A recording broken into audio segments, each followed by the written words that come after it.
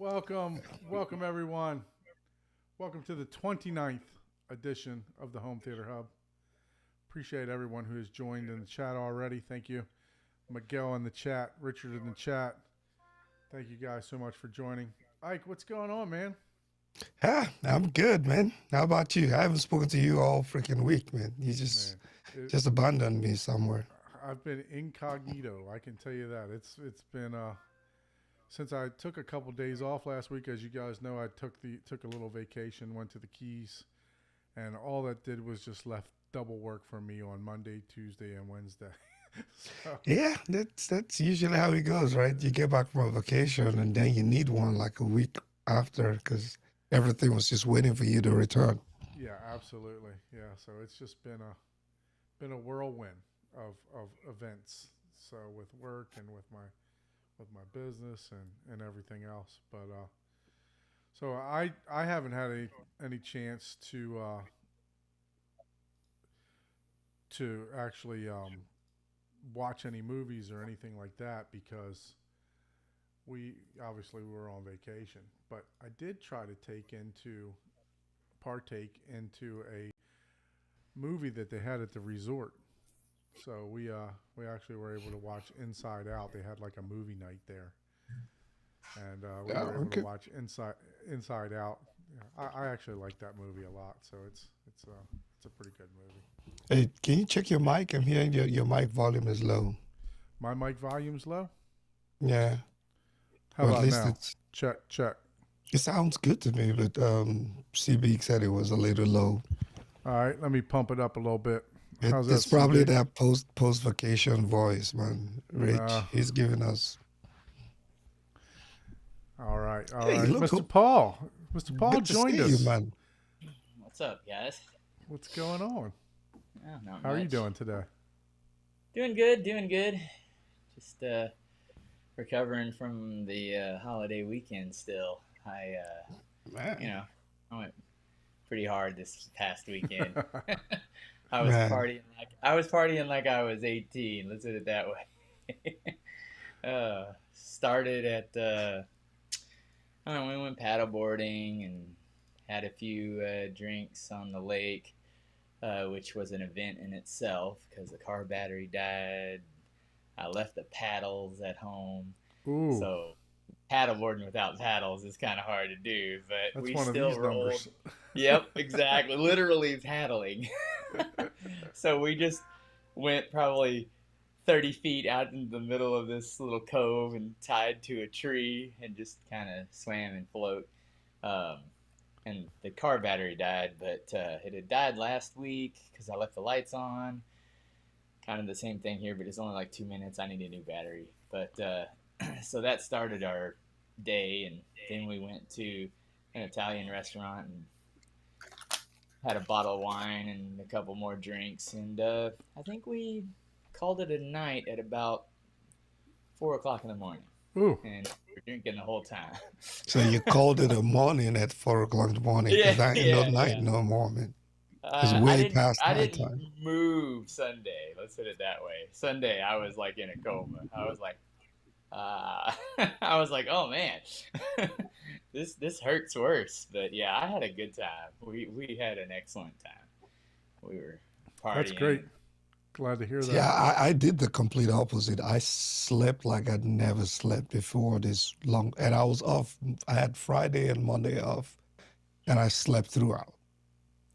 Like Oh it man. didn't make any sense. I just kept sleeping. At one point, I thought I was sick or something, but And I it's weird. Even though I was, had a headache on Sunday, just relaxing that whole day. Man, come Monday, I was like super energized. I was like, damn. It's like, man, I need to like apparently rest more. Because man, Yeah. I was like, man, what's going on, man? I felt like I had like 50 coffees or something. No, So, I went on my vacation, my little vacation, and it was great to not do nothing, not to go walk parks, not to go do.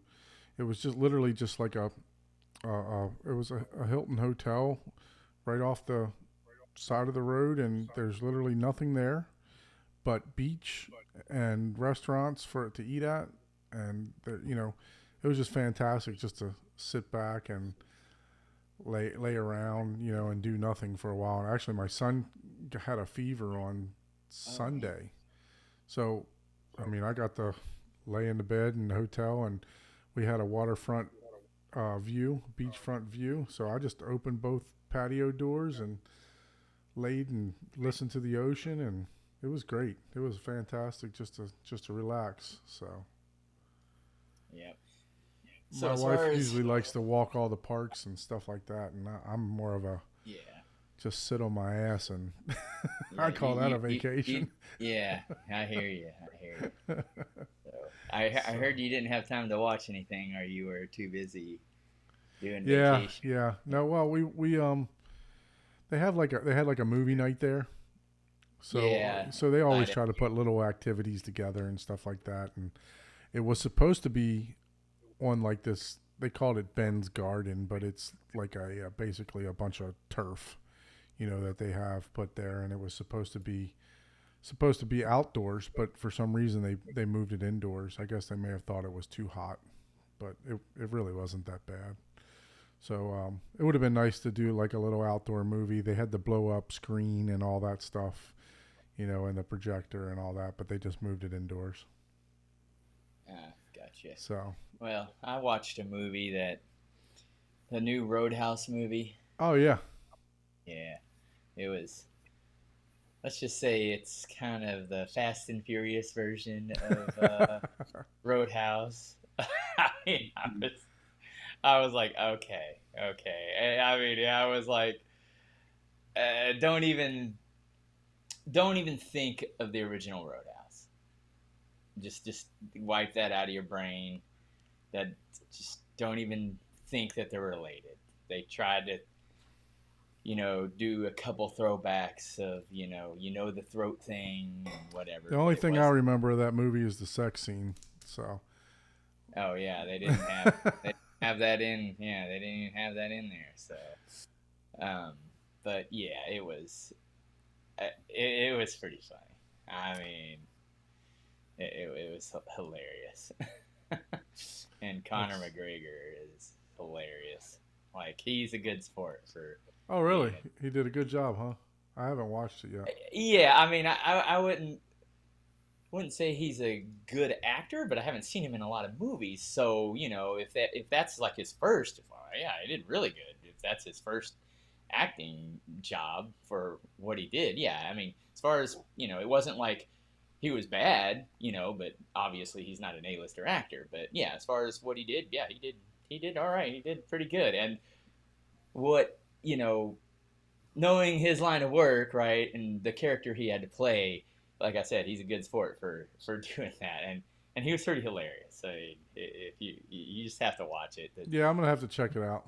Go into it. Is it on Netflix or where? I Yeah. haven't seen Yeah, it. it's on Netflix. Go into it thinking comedy, not Right. not Roadhouse. Okay, You just got to go it's into a lot of nothing- these movies with an nothing to open mind. do with the Roadhouse. Yeah, and then you'll be all right. But it's just think Fast and Furious style of realism. So I'm going to go ahead and introduce our guest now, Mr. Todd. Thank you for joining us tonight. Hey, hello. Todd meet Paul. Paul meet Todd. Paul always likes to join with like the last 2 seconds of, or literally, what were you, about a minute late today? He likes to join a little behind, so I got to do the Yeah. introduction on the live stream here. But it's all We're not good. We really appreciate late, Paul Paul. joining. You're late. Yeah. So, Todd, were you had a chance to partake in any movies or any television shows this week? Just a few movies, the Dune 2 and probably I watched Blade Runner 2049, I think, last night or the other night. So it was a good time. Speaking of Dune 2, I picked that up. You have to be careful because that thing's probably recorded about 15 dB hot. Oh, really? Oh yeah, it's if you're at like minus 20, you're pushing it pretty hard. Oh, you got two versions Why you got of it. two copies, man? Because he messed up and ordered the wrong one. No, Well, because since we're all showing out, I don't like to Pretty convert. much talking about it. Hold on. I think As I soon got as I get a good conversion, I'll that does decent HDR mapping, I'll probably convert the 4K down, but I do that for my media server so it doesn't have to transcode. Yeah. I still haven't watched this Oh. yet. But Oh, that's there in you go. Japanese, though. How are you supposed to watch that? You gotta Sometimes have you a can- big screen. You can download the what is it called? The subtitles? The subtitles. People have a way of doing that, but hey, I guess it's time to learn Japanese. I don't think anyone is watching it because they want to listen. We're just watching it for the LFEs and the Atmos and all of that. But yeah, I'll figure it out. And Yeah, I'm gonna I have guess to you figure you that have out. to I rip almost it ordered first. that the other day. I was like, but so I was listening to someone else the other day. Where was I at? I was on Youth Man's Godzilla up Patreon. there. Oh yeah, Because The It's- original. yeah. I was on Youth Man's Actually, Patreon Zoom, Yeah. and come on. somebody was talking about how that wasn't going to be released. The -1 wasn't going to be released because it's competitive with the other Godzilla that just came out. Yeah, I think it's now it's going to come out in December. I think Yeah. there's talk about it being available in December, so that makes sense. But yeah, Right. Yeah, because they were saying how it's how the two studios have like a non-compete or something like that, and it was so that's why it's not on Kaleidoscape or anything else. So, but well, yeah, that makes sense. yeah, absolutely. So another one that I was able to pick up, which is one of my favorite movies, is American Sniper. Yes, I still got mine. I am so behind on movies, man. Look, Ah. it's still in the wrap, Yeah, so's mine. not even touched, Oh, just you're- racking them up. I got some Look new at movies. Paul's. I Paul's some got new a movies, suitcase too. back there. What are you dealing in movies now, man? I bought some Hey, new man, movies. got some movies for you here in my little box. Oh, yeah, it's like what's your genre, man? You like action? You like romance? I got you. Oh, man. Oh man, that's Yeah, white well, thing. I have this pile, and I convert all my stuff to digital for ease of use because there's just too many. You know, Right. It's like trying to find a book in a library without a index. It's yeah. like, All mine go to a portable hard drive too. How's your Yeah, NAS so- coming along? By the way, is I'm it up and running waiting. now? It's up. I haven't converted everything over. I'm waiting on one more hard drive because I was doing this shuffle thing, and it got to the point to where I got too nervous, and I was like, ugh. I would have to tear this RAID volume down, take this RAID, put it in this other one, try to import it or adopt it, and then push the leftover. And I was like, nah, I'm just going to get another hard drive and take this one out, throw it to the side. So I'm starting with 5 hard drives in the new NAS since I'm doing a RAID. So that way, since the one disappears for the parity, but as soon as I get that- What size of drives are you using? I'm using all 18? 8. Yeah. So and then 18? once I Oh, do 8. that, 18. Oh, okay. Yeah, I need 18. I'm already maxed out on 418. Yeah, that's right. Yeah.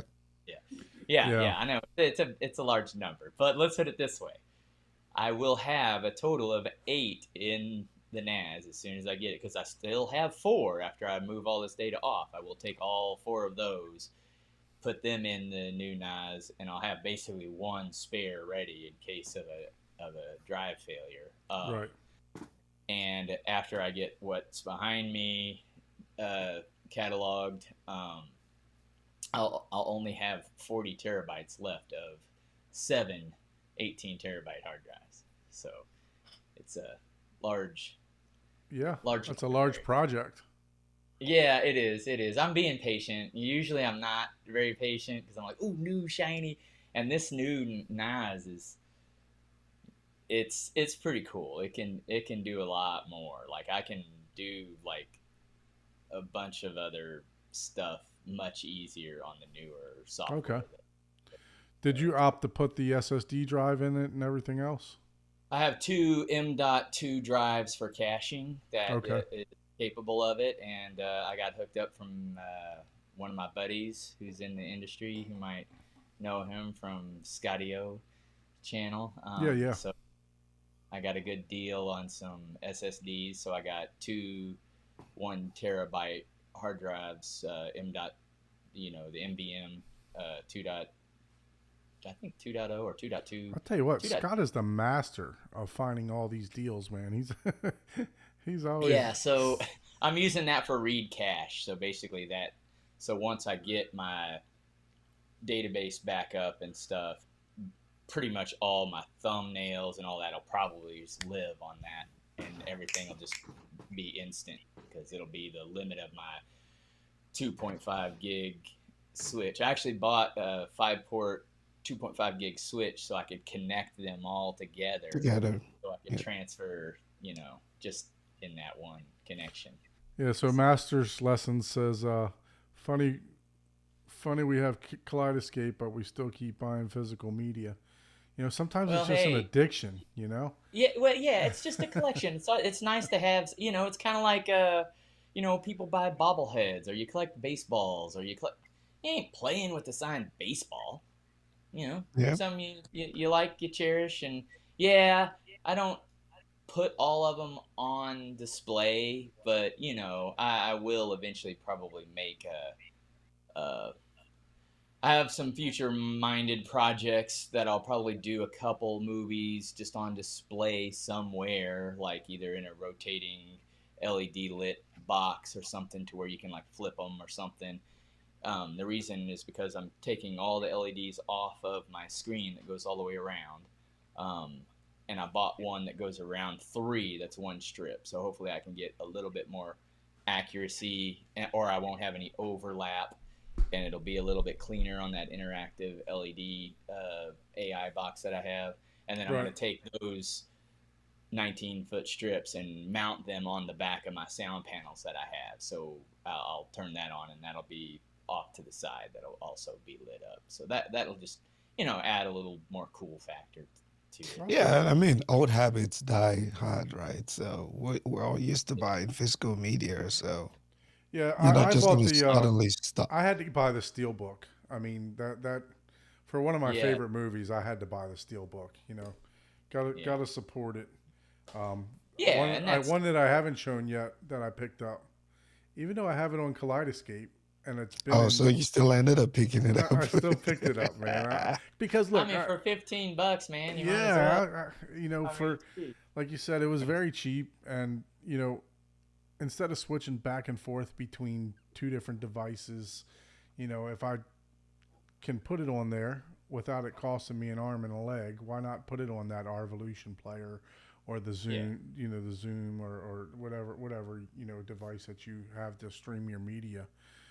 Why not, for how cheap and it you have an was. additional factor that you could use if you want, even though it's not probably the real reason. I mean, eventually you're going to have that as like a studio, and Correct. someone's going to want to, I want to see Arvolution, I want to see this movie on there, I want to see it on this, I want to see, Right.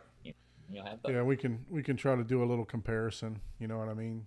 Yeah. Kaleidoscape versus Arvolution or whatever. You know what I mean? So. Yeah. So Ariel says she watched this Furiosa. I think we talked about that the other day, right? The last show or a show or two before. Yeah, the Yep. the prequel to the Mad Max, right? Yeah. Yep. Yeah, I heard it was really good. Shane Lee actually talked about it on his channel, talking about how good it was. So. And then Master's Lesson says he's collecting pure Mickey Rourke movies. Nice. Oh, cool. Now that's cool whenever you start collecting like actors or even like directors or authors of, based on type of thing. That's pretty cool. I can respect. That's pretty awesome. I'm not an intelligent enough to, like, sorry, this is my favorite movies. I'm like, forget the actor's name. I'll say, Yeah, the main character in this movie, and they'll be like, that's and I'll be like, yeah, and they're like, how do you not know that guy? Or yeah. wait, I don't have enough bandwidth in my brain to. I don't know how people do it, man. It's like, oh, they know the name of the actors, the directors. I'm like, man, I don't know, man. yeah, I Yeah, don't remember I any I of that. used to up until about 1,000 movies. I could tell you if I owned it or not, right? But after that, it was like everything's gone. man, you beat me. I'm more like 400. Let's put it this way. I kid you not. I have 3 copies of Ready Player One. I'm It's not like, do even I joking. have it? Do I have it? I think Yeah. I have two I copies I of a couple movies. I Yeah. had it. I bought the 4K. I wanted to watch it again, and I forgot I already bought the 4K. I was like, Yeah, God I'm damn pretty it! sure most of us have that. Yeah, the good thing about Kaleidoscape is it won't let you buy a movie twice. Yeah, So that's. I that's the literally good have to part look about it. through my catalog and type search. Oh Yeah. nope, I got No, I used to open up the Zapedia app because everything, obviously, and then it would sort it A to Z, and I'd be able to just, do I have this? Do I have this? Yeah, So yeah. so we're gonna move over to our guest here, Todd. Todd, give us a little information. Where you at in the country, or are you in the I'm United States? I'm in Western North Carolina. So that would be a Um, yes. um, but yeah, so no, live in Western North Carolina. Got a 7.4.4 system in a 12 by 12 by 10 room. So I'm not. My room is strictly built to my taste, not anybody else's, and I kind of go most of the stuff. I tend to go a little over the top. Okay.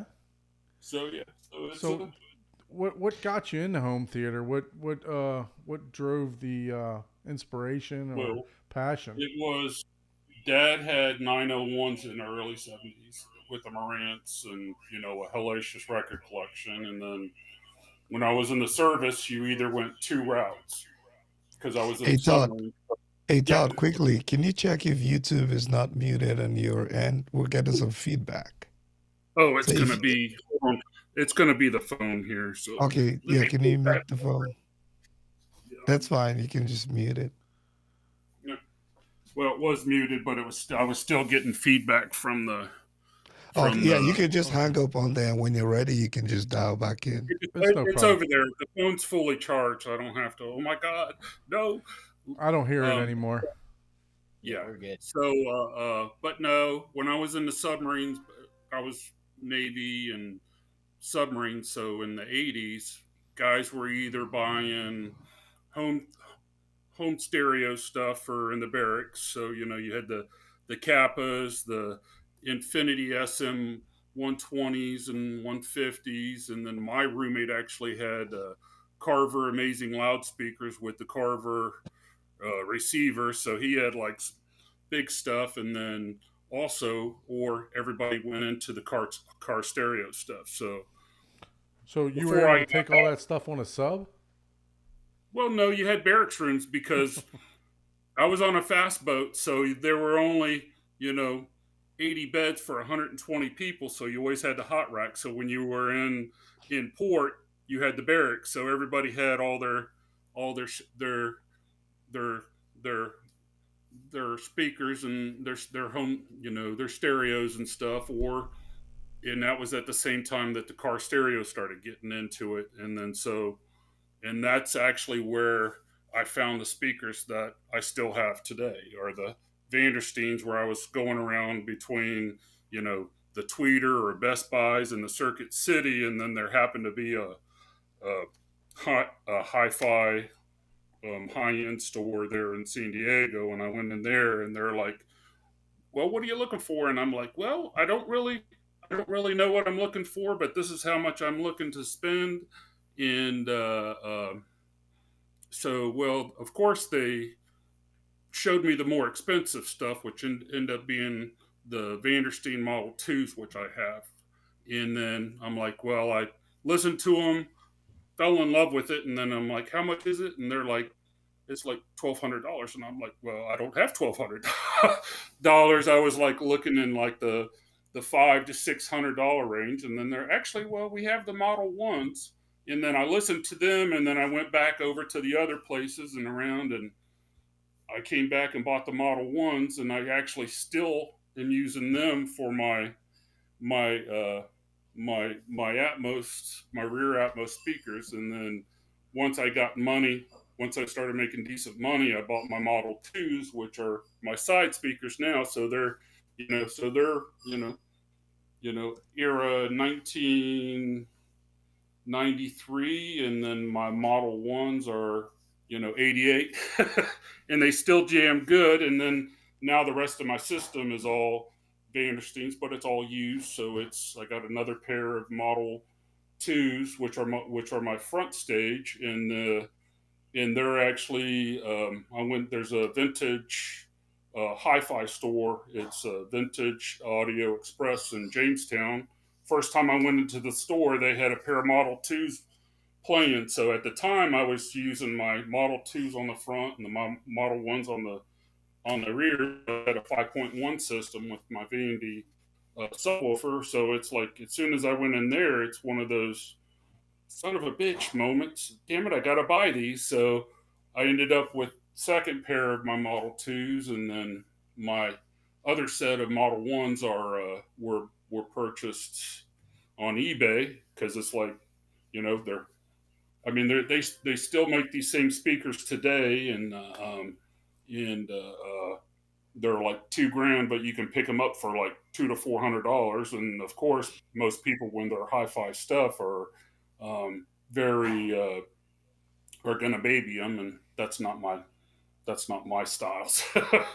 But Yeah. so that's kind of where I got into it. And then also I ended up going down because I found Car Audio magazine when I was stationed in San Diego, and then they ended up having the finals in Tempe. So I'm like, well, shit, I gotta go drive there. So I went down the car stereo route, and you'll see where it kind of comes back to my home stuff too. Um, so after I got out, I had my home stuff, and then I started getting into the Iasca stuff. And of course, when I do anything, I kind of jump into it full bore. And then so I competed up and down the East Coast. So of course, you do the M&B Court speakers. There's JL Audio subs. You had Precision Power amplifiers, and I had all that stuff. So I kind of went up that route. And then kind of with my home stuff, I always wanted a big sub, but I could never afford the Velodyne DD18, because that was like my ultimate sub. Back in the day, that was the big boy, and I was like, I always wanted it, and it was always prohibitively expensive. And then I started, like, about a year and a half ago, I found out about, with the Monoprice, with their THX 15 with 1,000 watt. I'm like, because I just have my Vandersteen with 888s in that with a passive 10. It works. It plays down to 20 hertz, but but it ain't going sub 20s, which I wanted. And then as soon as I got that Monoprice 15 and I put it in my room, when we do the tour stuff, you'll see I have a doorway on the backside over here where the front door's right there, and then it goes upstairs. And so as soon as I got that Monoprice, they're like, you got to do something, Todd, because it's because it's basically, there's 10 foot, so it's like 20 feet plus feet up to go upstairs as soon as you come out the front door. So you're getting the full low end power bass coming straight up into the bedrooms upstairs. So I'm like, I was actually gonna do an outdoors door to seal it up and still have access. But then my wife was like, Todd, why don't you just seal it up? Because the other, I've got the other main opening here. So I'm like, well, shit, that works good. So you throw in some 2x4s and some rock wool, and then seal the whole thing up. And actually, Lowe's had some maple wood, some nice paneling on that was maple. So I just, as you'll see with some of my other stuff, that was my other passion, is kind of woodworking, and I get tied into some exotic wood too, and then it's always bad because Yeah, on that. I So I love ended the Brazilian wood. The mhm. man, I tell Well, I you, got it's some, as you'll see here, I got some pretty neat stuff, but I ended up, so just before M Wave, because I kind of maybe like it on a little on the loud side. I may have blown up the THX amplifier on the 15, and and then M Wave is, ignorance is, I would say ignorance is bliss, but ignorance is cheap, because yes, as soon as you go in and you tour Jonathan's room, you go in there and you see Grant's room, and then you go in there and you see Ryan's room, and then it's like, son of a bitch. It's one of those things where you just go in there, and then you go down the rabbit hole, and Yep. then so, I'm obviously kind of like things over the top, and of course, as soon as I saw the Stereo Integrity 24s, then I'm like, I got to get me some of those. And then they had their HT18s, and I was talking to a guy there, and he's like, actually, you know what? Those 18s kick ass pretty good, and they're only $200 a piece. So Monoprice ended up was going to say, because as soon as I got to say, Monoprice stands by their products 100%. Because when I blew up the amplifier, right after I called them, they had a freight truck, come and pick up the sub. I just had to get a pallet, which is, I guess now everything's there's a deposit on all the pallets for the local area. So it was damn near impossible to try to scavenge a pallet, because back in the day, oh, here, pallet, I need to get rid of these. But so they came and picked it up, and then after M Wave, um, it was, hey, if you guys, a month later, and it's like still nothing back from them. So it's like, man, I can't be dealing without any good bass. So I'm like, well, I'll go ahead and I'll go ahead and buy one of these 15s, because in my mindset, it's, back in the day, the Radio Shack, if you got a cheap ass sub, you got the itty bitty, the coffee coaster magnet on this great big, sub on this stuff. right. So it was kind of my mindset. And then as soon as I heard the first note out of it, because I got spent $200 on from Stereo Integrity, and then went to Sweetwater and got the Behringer 3000 for $400. So less than $700, you got 2,000 watts for an 18. And as soon as that thing hit, it's like, because I was just gonna do the Monoprice stuff, and then it was like, well, I'm gonna be selling the Monoprice when I get the replacement, and then it was still an ongoing thing with them, and then they were like, well, actually, because it's not going to be until October that we're going to be getting our new shipments of the speakers, so we'll give you full credit for that speaker. So I got it, Chris, not this past Christmas, but last Christmas, and it was Black Friday deal, so it was like $1,200, $1,300, and they gave me full credit. So I was watching Wow. the the the Monoprice site, and the 7X came up on for B stock or whatever. So for $1,500, I got me a damn Monoprice 7X, and it cost Yeah, me that's a three good hundred amp. delivered. So it was like, that's a good thing. So that's kind of where I kind of went down the rabbit hole with that. And then I knew I wanted a second sub, and then my neighbor actually plays in a band, and he had a Behringer 6000 that he had in the garage. So I was like, well, you know what?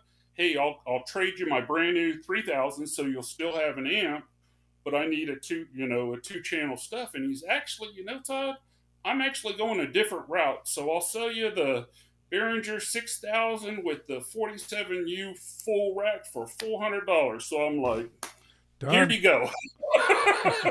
Man, I need better neighbors, man. Yeah, So, exactly. so now instead of having two, well, if you got enough to power three subs and they're only $200, guess what? My ass got me two more subs and got in there, and then so in my room I've got four main seats because I've got little dogs and they're not so little, so wherever they're sitting, we all kind of they sometimes they get dibs on the seat. So if you got an English Mastiff and he's there, you're not moving him, so you just move around. And then Yeah. and then my little fluffy poodle dog mix is a standard poodle Newfoundland, and he's 130 pounds. So it's I'm like, surprised they sit in the room. If you said you like to listen to it loud, I'm surprised they. oh yeah, oh yeah. They sit No, in the we're room. talking. Most of the time, I'm about -20 is my quiet, and then we'll go up to -10, and you're pretty full rock and roll. The Mastiff ain't going nowhere because it's like if you have an English Mastiff, it's our personal space. So it's just like one of those things, and then he's going to stay there. My Doodle will. He's like, oh man, see you later, guys. This shit is just too loud, Too and off loud he for goes me. to the bedroom. So it's kind of one of those things. So my four seats have you had good listening on the left side and the middle, but the right side it was you had great sub, and then good. So you have to go to a fourth. So I ended up and I saw that Sheldon went over to the CVR amplifiers, and because the one thing with the Behringers is the noise, and I still have everything in the room right now, so it's I actually made up a little mini hush box to try to tone down the fan noise, and then I was asking them about with the CVR, and then so I ended up getting the CVR 2004, so it's 2000 by 4 at 8 ohms. So, and I'm running them at 4 ohms. So we're covered pretty good on the power. And then as soon as I did that, this is just there's no bad seat for subs. And even if you lay down on either side, it's a good place to be.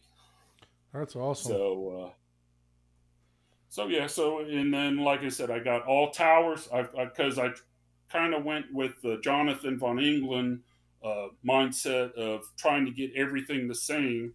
And then when you like really big towers, it's like, it's just trying to match up everything. And I already had and the only difference between my Model 2s, which have the Vandersteen tweeter, a 4, and the 8, and then it has the passive 10 in it. And then the Model 1s have a tweeter and 8. So they're matching tweeter and 8s in 8 of the 10 or the 11 speakers I have, and then my rears are VSM 1s, which have the 1 and 6.5. So it's just I got everything's pretty much matched, except the other thing. I'm actually using car stereo speakers for my center channel. Oh wow. So they're hold on just a second. I have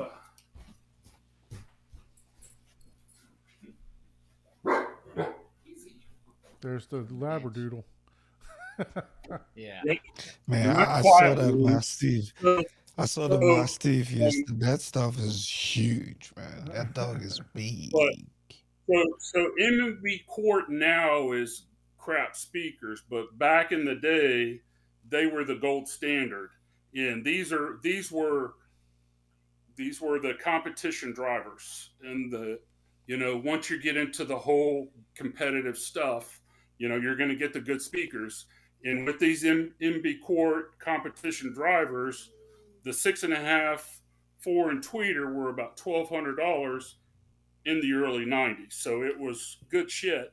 And then the Vandersteen VCC2 is $2,000, and there's not very many of those that come up on eBay or stuff. So it's like, they have the Model 1s, but it's like I'm not going to do do that. So I ended up getting, like I said, I still have, and then I was like, because initially I was using a Polk T15 or X15 for my center channel, and then I was like, oh wait a minute, I got my car stereo stuff, so let me try that first. And they're 6 ohm drivers, just like my Vandersteens are, and then they're almost identical in sensitivity. So everything's all at the same level on my base layer. And then Can you I show those also speakers have, again? I've got it keyed in on you, so everybody can see what they look like. So that's and what like you're I using said, for your center channel? yeah, and that's in a custom enclosure I built. It's a 3-way enclosure, and that's I always hear people talk about their center channel with everything being muddy. My center channel is spot on. I don't have any issues in any seat with the center image. And then this is the 4, you know, sorry, but I can't even, oh, sorry, wrong way. Yeah, but those are MB Court stuff, but they were good stuff back in the day. So that's my only um, Vandersteen speaker. Everything else in here is all Vandersteen, and then I've actually got the VCM one. The VM ones here, or VSM ones, are actually in my sound panels here, but it's like with being in such a small room, it's a little muddy. But I finally figured out that they're going to fit in between the studs, because my sound panels are a single sheet of rock wool, but they're actually the sound panels are actually 6-inch thick, but the Vandies slide right up in there. So I'm like, you know what?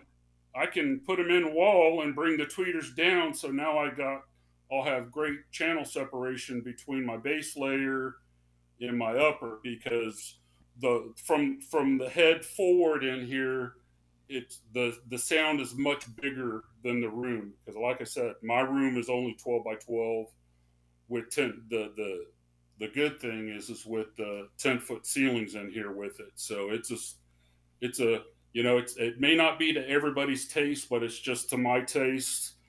And every time you sit down, you get a shit-eating grin on your face, and then as soon as you get that base hit with these sealed boxes on the base on this, and it's like you get the stupid laugh every time. You put on Ready Player One, you put on Dune 2. It's a good ass place to listen and watch. And then the same thing, it's like, oh my God, how can you have 418s in a room that small? It's a good place. And I mean, the way everything I have in here, I can go from here and I could put on any kind of music.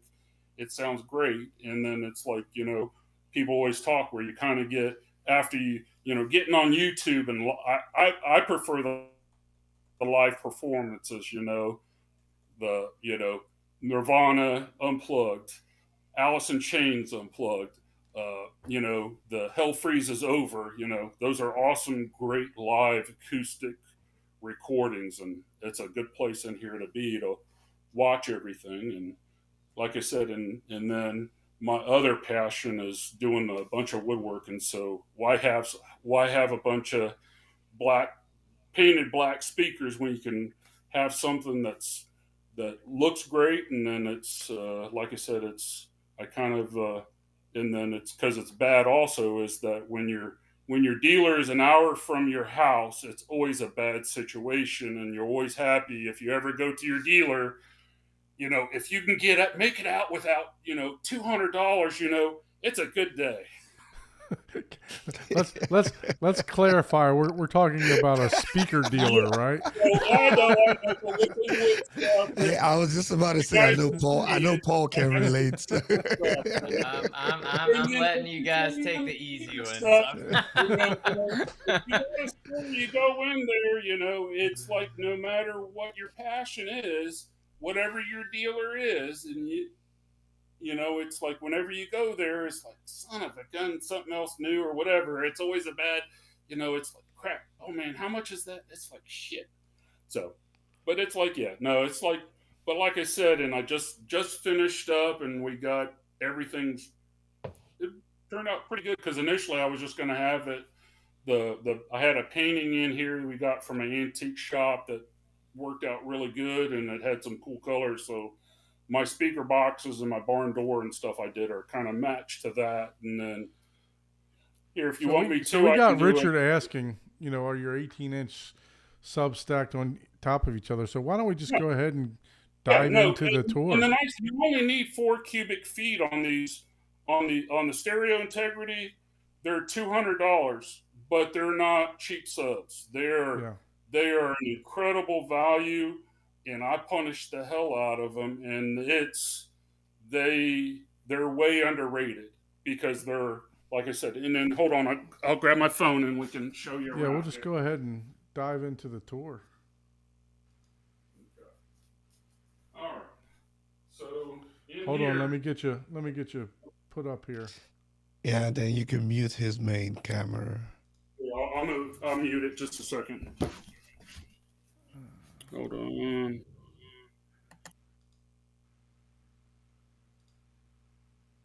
And I think you can also switch to the back camera. I don't know how you want to do it, but okay, that works. So you're still muted.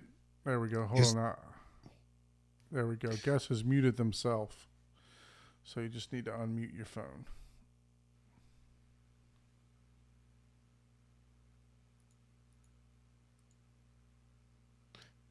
So you need to unmute. Oh, And there it is. There Sorry we about go. that. Yep. So here we go. So welcome. My theater is. Hold on, let me turn this down. Sorry. I'm getting feedback.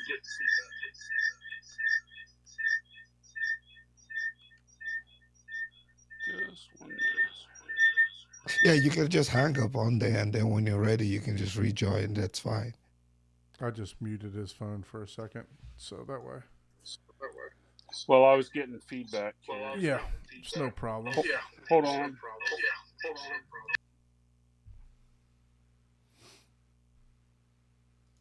My theater is the Deuce at Smuggler's Ridge. So coming in here to the main theater is this is a movie marquee that was used. It was the lobby movie marquee from the Liberty Theater in North Wilkesboro. And I didn't paint that, but it kind of matches everything I got. And this is a real deal movie marquee from 1940s. And then coming into my theater entrance are these pretty cool exotic wood barn doors. But 9 times out of 10, the doors are going to be open because my dogs, if I'm in there and the door is closed, they feel like they're being punished. So these are my barn doors. And then. And you made them yourself? Yes. And this is why I said when you go in, because I have a supplier that's probably one of the largest exotic wood suppliers on the East Coast.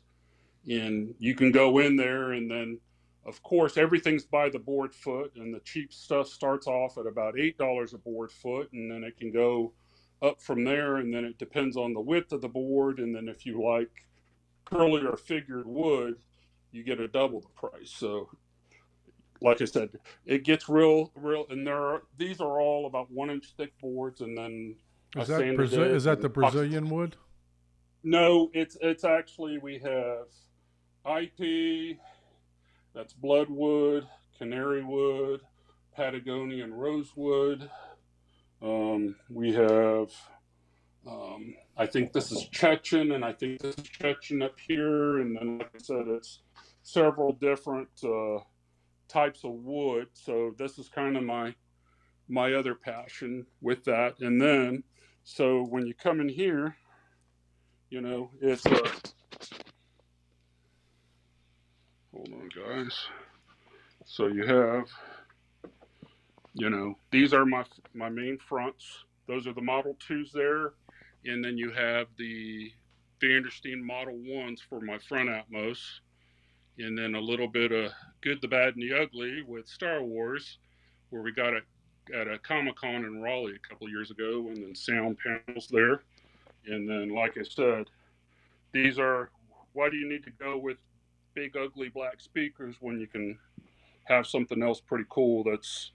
These are all spalted tamarind, and then this is this has got the leopard wood, tiger wood, some bloodwood,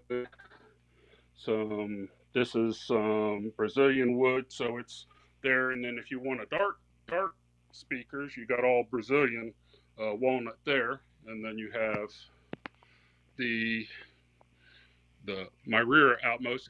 Those are all set on 25. I got them set at, I made some frames up for my speakers, and they're all at 25 degrees angle. And then I got my Godzilla poster, and then so those are acting like height speakers, right? Basically. Yeah, those are my upper heights. Absolutely, yeah.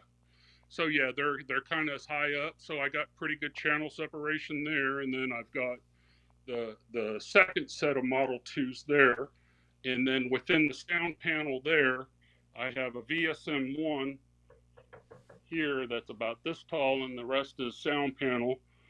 And then so I've got so these are a little so these are kind of close here. So I'm going to be fixing that, because I figured out that I can put these, mount them into the wall and get my tweeters down here. So I'll have some really good channel separation there. And then we have the same thing here. And then I have my... And did you build the panels yourself? Yeah, everything's all that. I actually, because those are all 1x6s, and so the price difference between the normal 1x6 and the pressure treated was like $1. So I ended up, that's all made with pressure treated wood, because I figured there was more mass in there, so there's less chance for it to vibrate. Right. And then we have the second side over here for the sides, and I have my upper rear Atmos there with my Model 1s. And then we have X-Men, and then actually we were in the comic book store here recently with my son, and he was looking for the Funko Pops. And then I found a reproduction copy of this same poster on it. And then so it's just, like I said, everything's here. And then, like I said, it's not a whole lot to it. And then, so I got my front Model 2s, and then the fourth sub is right here. So effectively, every seat but the money seat has a near-filled 18 with it. So it's kind of hard to see the sub. Can you show us? Sorry. Is it in wall? There we go. No. The subs are all right. Sorry. I'm just trying to look here. Oh, sorry about that. Oh, sorry. I'm sorry. The camera's not upside down here. So the subs are kind of there, and like I said, I apologize on this. No problem. And then we have the Monolith 7X. That thing is 100 pounds of beast. Yeah. That thing's heavy as hell, and then the TV is 100 pounds too. And then this is my center channel with my 6.5, 4 and tweeter MB quart, and then it's made with tiger wood and some canary wood. And then of course you have my CVR 4-channel amplifier. That's a beast. And then the last thing where everybody complains about Kaleidoscape, there's a much cheaper version for that, and this is the Moore Endorsey crate. So it holds, you can hold 100 DVDs. You have zero loss when you play it, and you only have to buy the movie once. And the other thing it does is the other thing that you could do that Kaleidoscape can't is they have these thing called records. It holds about 100 records too, and you don't have any data loss with that either. So, Oh man, I So love it. so I all your love it. NOS stuff, and you're worried about, And you can expand that to the ceiling. oh yeah, and they also have Pepsi crate, Coca-Cola crate. I think there's like some ammunition crate, gunpowder. But this is the painting actually I kind of based with my barn doors and the stuff on that. So it's pretty cool. It's found it at the same antique store that I got my movie marquee poster. So that's sorry. So So like I said, this is all let's the go over stuff. some equipment again. So you're using the Monolith amp. What Yeah, processor that's a or 7. That's that. I've got the 4700 Denon with a okay? Sony 800 DVD. All right, and then as far as display wise, what are you using for? Oh, it's a 86-inch LG. I got it for Christmas this year, and then it's actually last year's model. So I had when your daughter pays you 6 months worth of insurance that you already bought, so Daddy's got to go buy him a new TV because understand. I was rocking a 55-inch Westinghouse that actually worked really good, but because I'm more of a sound guy than I am a video guy, so it's like I can deal with a small screen, but it's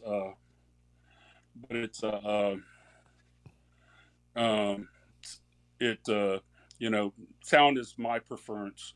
But so I got last year's LG 86-inch for $1,000. And then because I really wanted the Sony, but that was like $1,500. Was that a G3 or is that a do you know the model number? It was the cheaper. It was the cheapest thing they had in the 86. So it's like the LG 7. So it's not OLED. No. Okay. It's just like that. It gives me a big ass screen because I was gonna go.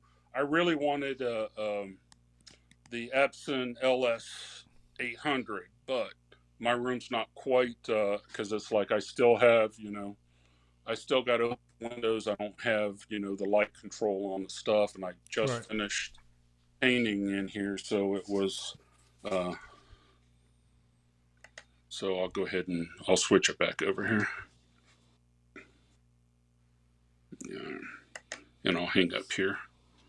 All right, sorry about that. Where do you disconnect here?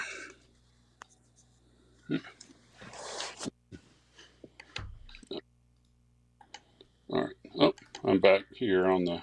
I got you. Oh. Okay.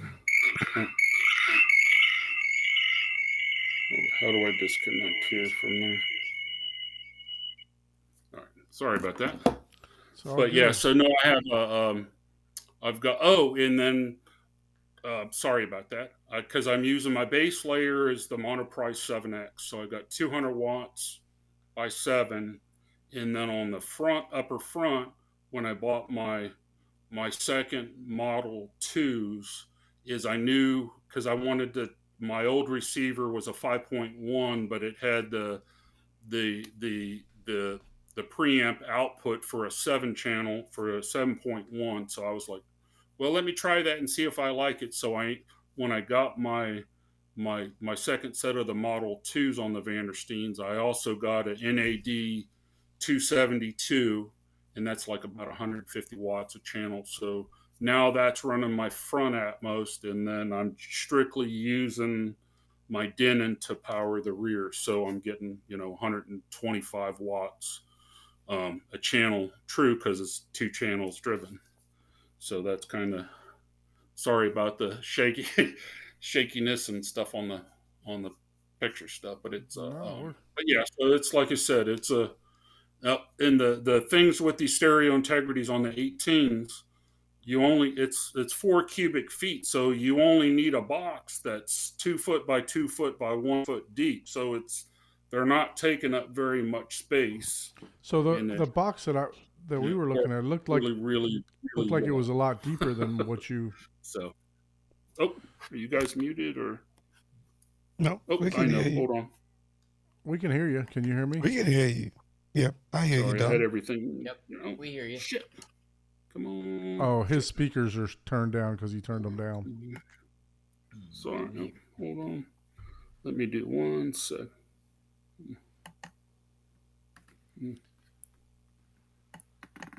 Oh, Can you hear us sorry, I now? had the computer turned all the way down with Yep. that. Sorry about that, guys. Yeah. So the yeah. the box that you built, that is looks a little bit bigger than what you're talking about as the minimum. No, no, those boxes are 4.5 cubic feet. So it's a they're the box that box is like 15 inches deep internally, and it's like 21 by like 22. It works out to be four and a half cubic feet, and then I got 2 pounds of 2 pounds of polyfill in there because Stair Integrity says 1 pound of polyfill per cubic foot. So we got 2 bags from Wally World, and it works good. And that's And just then, like almost like a I don't know. You call it It's polyfill. It's like a it's a pillow fluff, dampening right? material. You can do, it just adds a little bit of surface area, a little dampening in the subs, Yeah. and a lot of times people will cram it up, but Did you do any the bracing in the subs when oh you? yeah, oh yeah, no, the subs have got the back with these the I'm using 3/4 MDF. The back is double thickness, and then the fronts are there's a full U. I've got a full 3/4 inch. It's basically a U shape to clear to clear the driver. Okay. So you got a the cross brace on that, Right. and then the additional though with these hardwoods that I'm using, because the fronts and the tops are not veneer; they're 1 inch thick boards on that. So you're adding addition much stronger than you would with just double thickness on the MDF, because these hardwoods are, people think, hickory, where that's just hard as crap wood, and the hardness is about 18 or 1900 on the hardness scale. And most of these woods I'm using is like anywhere from 22,000 to 3,800 hardness. Okay. So you can pick up these woods, and you're adding a shit ton of weight to those boxes, because those boxes are probably, I'd be afraid to weigh it because you need 2 guys to move it. So So it's probably 150 pounds with no amplifier in there. so when you built the sub, Mhm. the box, Mhm. did you double layer the front or Well, triple layer? it's single layer MDF, but the wood trim I'm using on it is 1 inch thick wood. So Okay. it is a double thickness on that, and they're solid glued all the way. You go when you do these things, you get crazy with the wood glue on both sides, and then Right. I'll actually nail it down, but it's all fitting all the stuff. So that those boxes are all, it's double thickness on the front, double thickness on the top, and then it's double thickness on the back of the 3/4 inch MDF. So Ike So says I'm getting ideas, and he's concerned. Yeah, Well, when but when but Don the starts problem asking is, questions like this, it's like no, it is Don is dirt getting cheap he's getting because ideas. you could pick up the Behringer. A Behringer amp is like the Behringer 3000 is like $415, and if you bridge it, you got, well, they say it's, but you got a legitimate 2,000 watts for that sub, and you can, because you could, in those boxes effectively, the driver's about, I think it's 9 inches deep. So with the double thickness to be, your box can only, be less than 12 inches, and then you can make them, kind of a squat, or, you can make it as tall or as wide as you right. want. But these boxes are minimum, but the sound on, because I mean, even if you're playing the intro to The Edge of Tomorrow, or you're playing the opening scene from Blade Runner, even, I mean, with the CVR I'm running, that's a $1,500 amp, and you're gonna at 4 ohms, they're rated at 3,500 watts, That's and at crazy. and and and and it's 2 ohm stable.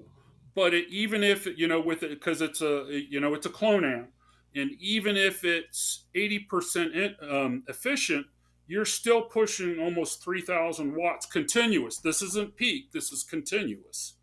So it's because I can tell you when I went from because I had my Behringer 3000 on the one, and then I had the Behringer 6000 on the other two.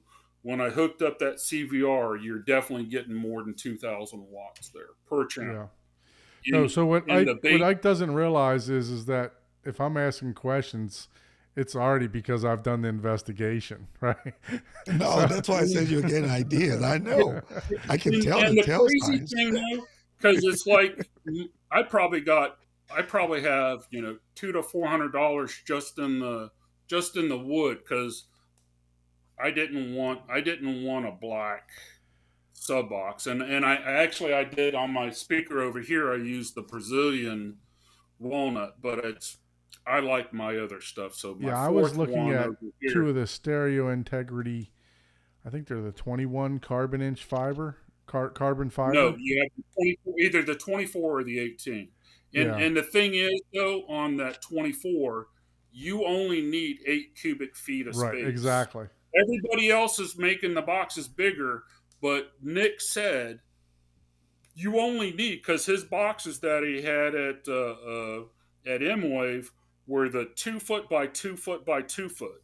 So that's the internal dimension. So if you add, and then you basically on those 24s, you want a double thickness on the front and the double thickness on the back, and then you reinforce it. The box is actually really small, and Yeah, you could run 10,000 watts on the I was gonna because his. put one on each side because Hmm? I'm gonna have four 15s in the front, and then I have Hmm? the monolith two 15s. Those were gonna go in the Yeah, back, and yeah. then I was thinking of putting those two But are 24s you on running each sealed? side, Are you running sealed, or are you running ported? sealed. So I'll be using Okay. the port Yeah. cover on the monolith. Because the boxes on because as soon as you go ported on those 24s, you got double coffin size. Exactly. Somebody that, and then that's where with these sealed stuff, and with the four subs in here, it's fucking magic. I mean, I'm just kind of, it's and then but the thing is it's like, even when I used to have my Hayabusa, the throttle works both ways. So it's, even at low volumes, you have incredible bass response in here. And I don't even have a U mic 1 yet, and it's, to me it sounds really really really really good here. You know But what? it's You're the only one that needs to and the think that bass it sounds is good. not good. So I mean, I don't know, are we allowed Masterclass to? says I'm waveforming. I just want, I'm trying to do like six subs, two in each corner. I mean, one in each corner, which are double stacked, and then Mhm. something to cover in the middle. Because honestly, if you look at You all can the play real cheap diagrams, with these 18s, because I mean, you can like I said, I mean, that's where Sheldon went with four stacked in each corner. exactly, So he's got 16, but you're only talking $2,000 worth of speakers though. right, right, You yeah. know, So I mean, it would just, that's an after effect for me because I do have Mhm. an area that I've already framed out to put on the two sides so that I'll have six subwoofers. So that's an after Yeah, effect of the theater. It'll just be me yeah. taking a keyhole saw There's and cutting and the cutting. yeah, So but yeah. So like I said, you only have to go. The I think those 24s are going to be 15, or I forget, 15 or 18 inches they're pretty deep, but Yeah. effectively, if you just make the box to fit the driver, you're almost where you need to be at Mm-hmm. Yeah. on that. Yeah. With I the looked seal, at it. you can.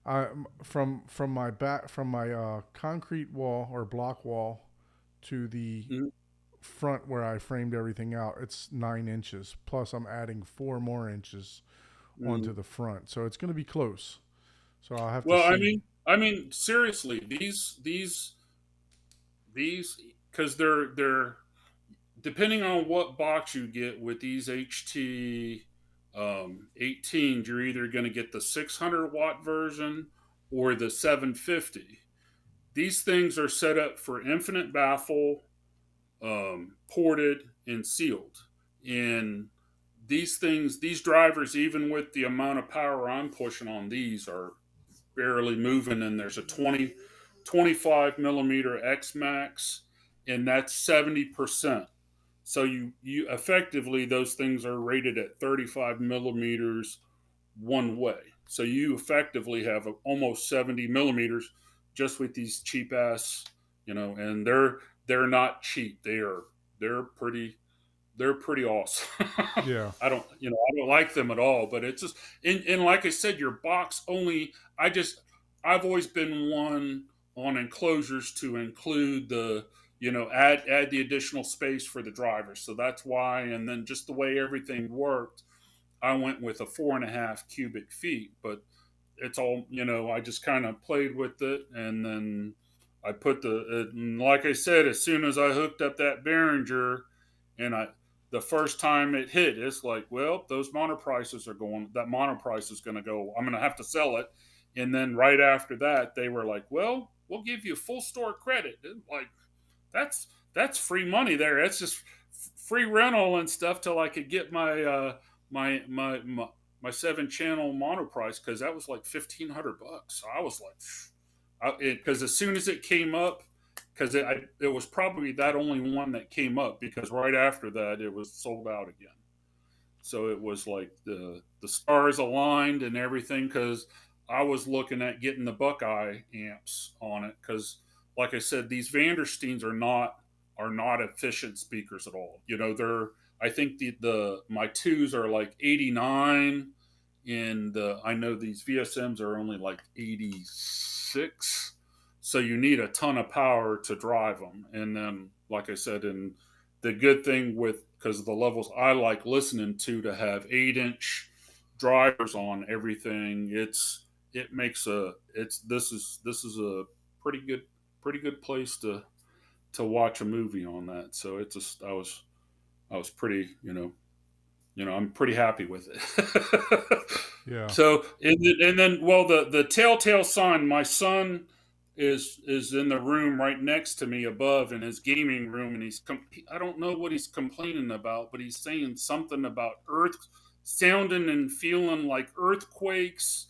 And then sometimes after watching, you know either Midway or Hacksaw Ridge, some PTSD because of the battle fatigue of all the stuff where it's going up through the stuff. But it's like, yeah, I am pressurizing. I'm probably pressurizing the house in here, but all the rooms in here is insulated. All the walls, the floor, and everything was already pre-insulated, so it's still semi contained until, when you go full rock and roll, it's all bets are off.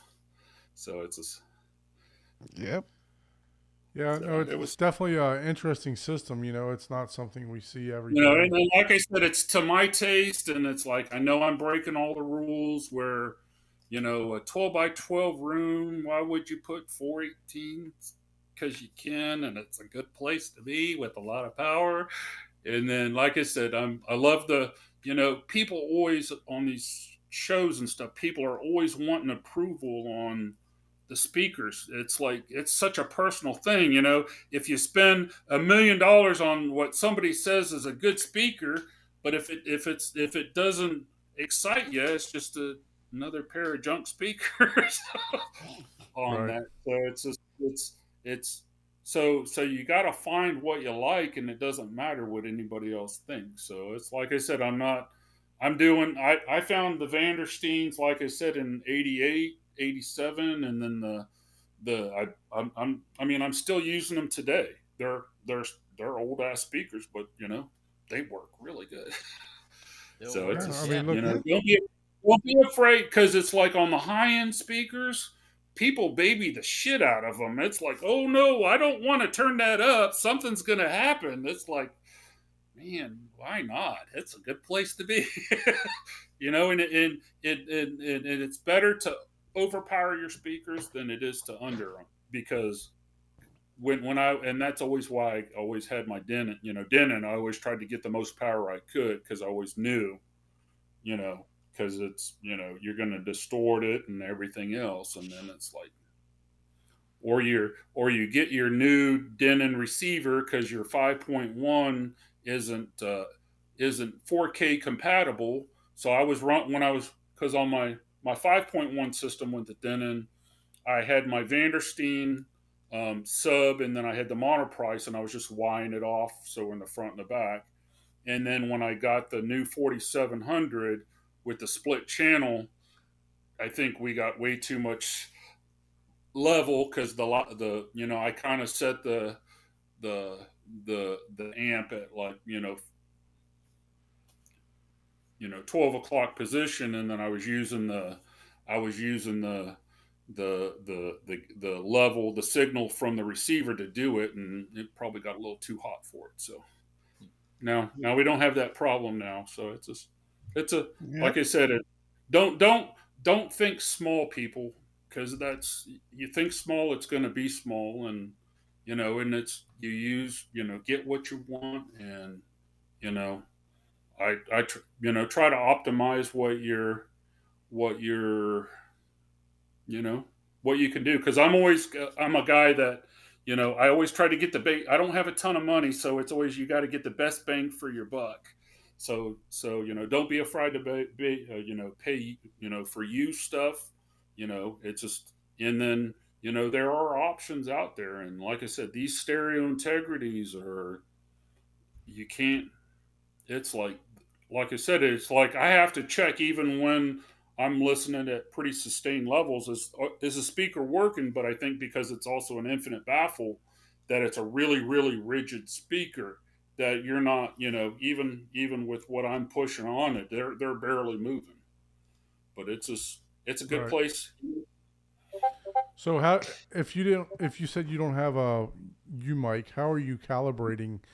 How did you blend those together?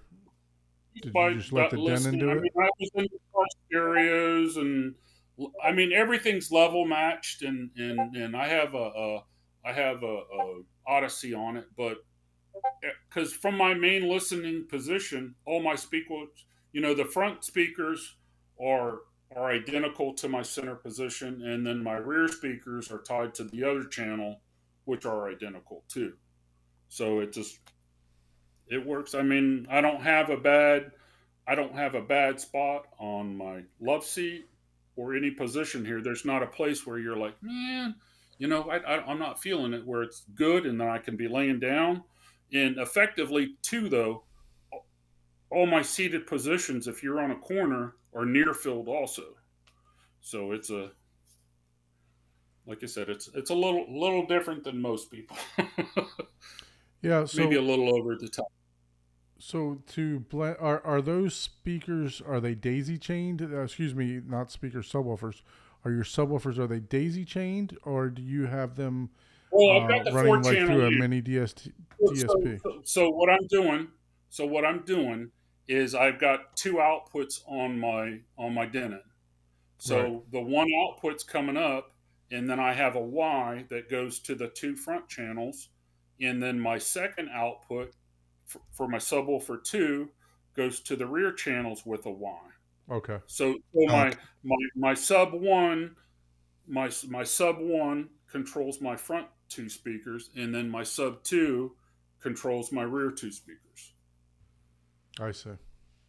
And then it's just strictly. I mean, it's money I didn't have yet. So you work with what you got, No, and absolutely. then Yeah, I was So, just but curious on it's how you had them it, it's connected. pretty close because it's even where I'm sitting against the wall. It's not boomy. You would think it is, but it's not. Well, But yeah, I it's mean, you have the you know two kind of you almost like they say here waveforming. You kind of got them, you know, yeah. Well, we're house shaking. I don't know about playing weight. the same and then meeting in the middle. Oh So yeah, no, it is. And then, like I said, my seating, my whole room. So my distance is only probably 10 feet. Well, I think it's maybe 9 feet, 10 feet from the subs, and then you're only the rear ones are only probably 6 feet, if that. So it's a good place to be. yeah, yeah, no, I mean, and you're at the 83, so you're only you said 6 to 8 feet from the 83 inch too. Yeah. Yeah, Well, that's no, I'm probably from the TV. It's probably 9, 10 foot okay. because just the distance of the. I mean, I have the TV is pushed all the way up against, so it's probably 6 or 8 inches off of that, and then I'm probably 10 feet, 10.5 feet from the 86-inch TV. Okay. And is that wall So mounted? yeah, It because was hard to so tell on the video. yeah, because well, it's pressed up, but because it was either get the I was going to get the Sony, I would have to get the cheap mount, which was like $150, and that only came out like 6 or 8 inches, and I'm like, with an 86-inch screen, there's no fucking way, to get back at everything that I could do that. I got the LG, and then it was like 350 or 400, and that my TV will come all the way out to the front of my center channel, so it Okay. comes out almost 2 feet on that. Nice. So I was like, you know what? No, I'm gonna get the good. Get the because I don't want that thing coming. If you have to get up behind that with everything, I'm like, there's no way I'll spend the money on the good mount. So it's real simple to get it out. But the bad thing is that the TV, that thing is like the box it came in is like 4 by 8 feet. Mm-hmm. It fit in my Expedition coming back up, and then we get the wall mount up, and then it's just me and my son's you know 14 years old, and then my wife, and then they couldn't get the other side up because you just had to you had to pick it up to get it on that mount. You had to pick it up like 3 or 4 feet to get it up and over, and they couldn't do it. So I had to wait a whole damn day before I could get my TV hooked up because I had to have my neighbor come by and help me to do that. So Yeah. that's like have your whole thing, and then you get Christmas, and then guess what? You don't get to open the box for a whole nother day. You get Yeah. to see Trust what me. it is. I, It's like trying to hang my and 75 inch that I had by myself was a task. So but I mean, I had my 55. I had my 55-inch Westinghouse, which guys, I got to tell you, that Westinghouse was one of the best packaged TVs I've seen, bar none, on any cost. Because when you pulled the Westinghouse out, it actually had wood in the box, and that was like a cheap $200 TV. And I hmm, mean, if you guys ever need a cheap TV, the Westinghouse TVs, that's a really, really, really good value. Because I had bought a RCA right before that, and cheap is cheap. It lasted about 2 days before the whole thing died, and then so I ended up having to get the Westinghouse, and then RCA basically said, "We'll credit you, but you have to destroy the TV." So I'm like, "Hey kids, you guys want to destroy a brand new 55-inch TV?" It's like that was fun. Yeah, they were all pretty I'd young have had at to that. Photoshop That those was a photos. Oh no, the TV was junk, so I was going to smash the hell out of it. And if that's what they wanted, God damn it, I Oh was going boy. to smash. So you always wanted to smash stuff up, and then they give you, we'll give you your money back, but we need proof that you destroyed it. So I'm pretty good at that. So it's like I do have some big hammers and That would have been everything. photoshopped. Yeah, that would Well, have it was been shit. he was junked anyway. If it was a new TV that was working, that would be one thing. But I was already mad as hell. I was going to have to go buy another one now. So That's funny. So you talked about your panels that you built yourself. yeah, Seems like they're a lot they're of all they're all 6 inch. They're the full. Whatever size. Is it 4 feet that you get the rock wall when you get the stack? Mm-hmm. They're 16 inches wide by 4 feet.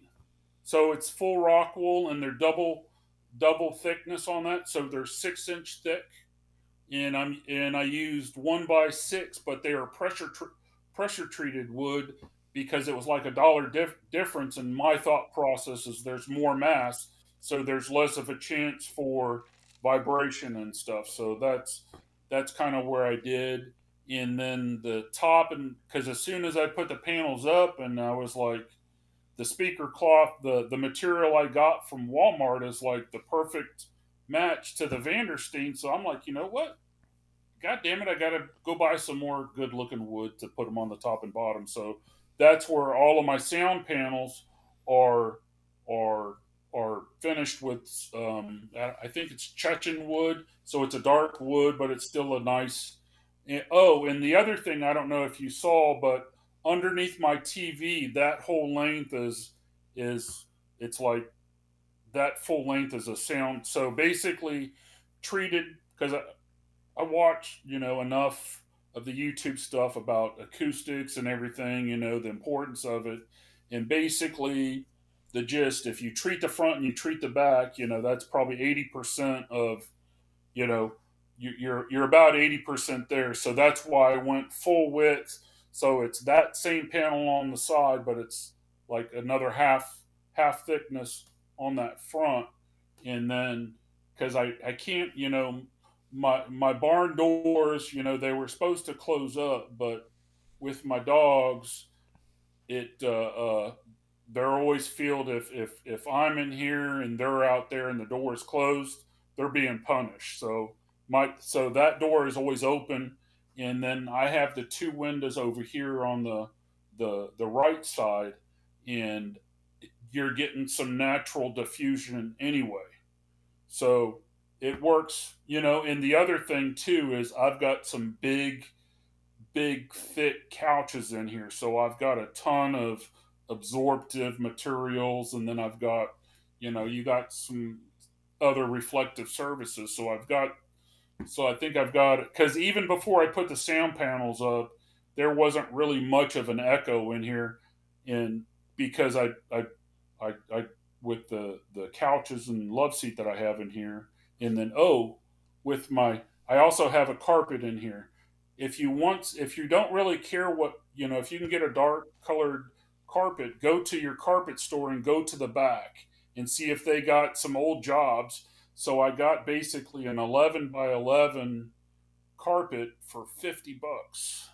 So if I Oh, want to nice. go out, it's a dark, it's a dark brown, so it works pretty good, And if I went to the same thing, if I were to go, eventually I'll probably end up doing it, but to get a full to carpet this like it should be with the matting, you're $1,000. Yeah. So So let's talk about the construction of your panel. okay. You said that you used a 1x6, right? Did you when you put the rock wool in? So Mhm. the rock wool is usually is about 2 inches thick. So did you It's stuff double. it It's a completely full? double thickness. I double layered it. Okay. So if you were to use a 2x4, a single sheet of the rock wall will be in there. But when you go to a 1x6, it's you're just double layering the rock wall, and then I use like it's So once you double layered that, did it come all the way to the back, or did yeah, it leave an air gap? thickness. It's that because on the 1x6, it's actually like 5.5 inches. So with Right. that double thickness, I mean that's all it is, and then it's some deck screws to throw it into place, and then I also have like a one. It's probably got 3/4 inch or 1 inch thick on the back, so you got a 1 inch gap And did you underneath. build any braces or anything It, like that going across them? No, you don't know. You don't need it. It's just I'm using it's a I don't know, like a weed type of backing because Hmm. it's like a real light type of material. It's just enough to hold it in place. So like But a weed cloth. yeah, it's Okay. just enough to hold that, and then I overwrapped it with the with the the speaker material, or it's a really light. I got it from Walmart, but it's the same exact material as the speaker grill cloth.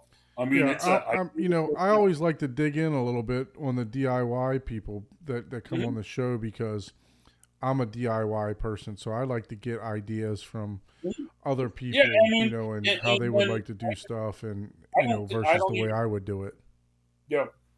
I mean, I don't even think I think I use just the torque screws, and I don't even know if they're fully countersunk in there. But it's real simple on that. You don't have to have.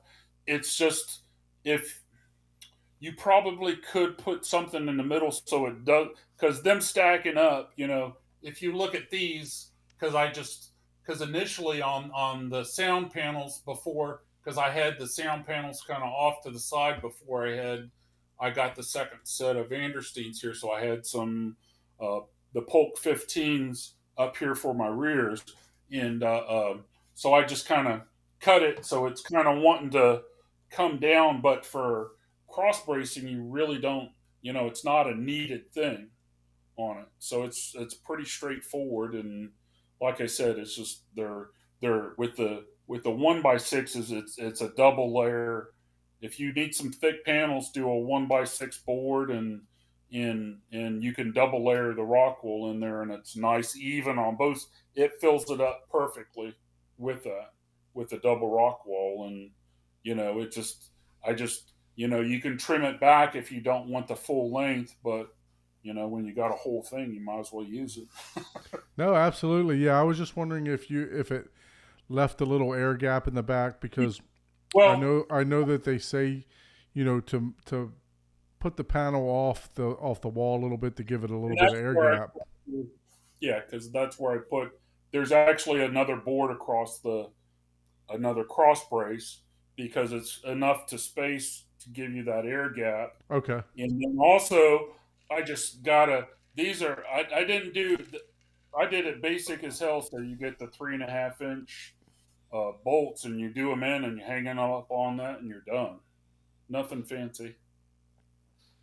Yeah, absolutely. Yeah. No, I mean, look, and to be honest with you, it doesn't have to be fancy, right? So as Yeah, long as you're happy with the it works. results and I you're mean, happy with it how works. your theater sounds.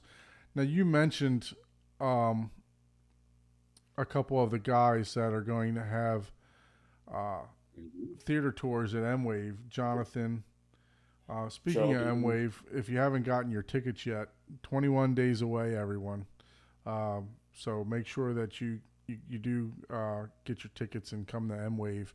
It's going to be a great experience. It was a great experience last year. We had Michael Youthman on the show last week, and he talked about M Wave. So if you haven't seen it, go ahead and tune in on that. We went over the vendors and the rooms and stuff like that. So make sure that you check out that episode if you haven't already. But you talked about Jonathan's theater. Did you happen to tour that last year? Well, because I work for a company that's based out of Kansas City, and I just happened to schedule 2 weeks of training, and that M-Wave followed in between the two.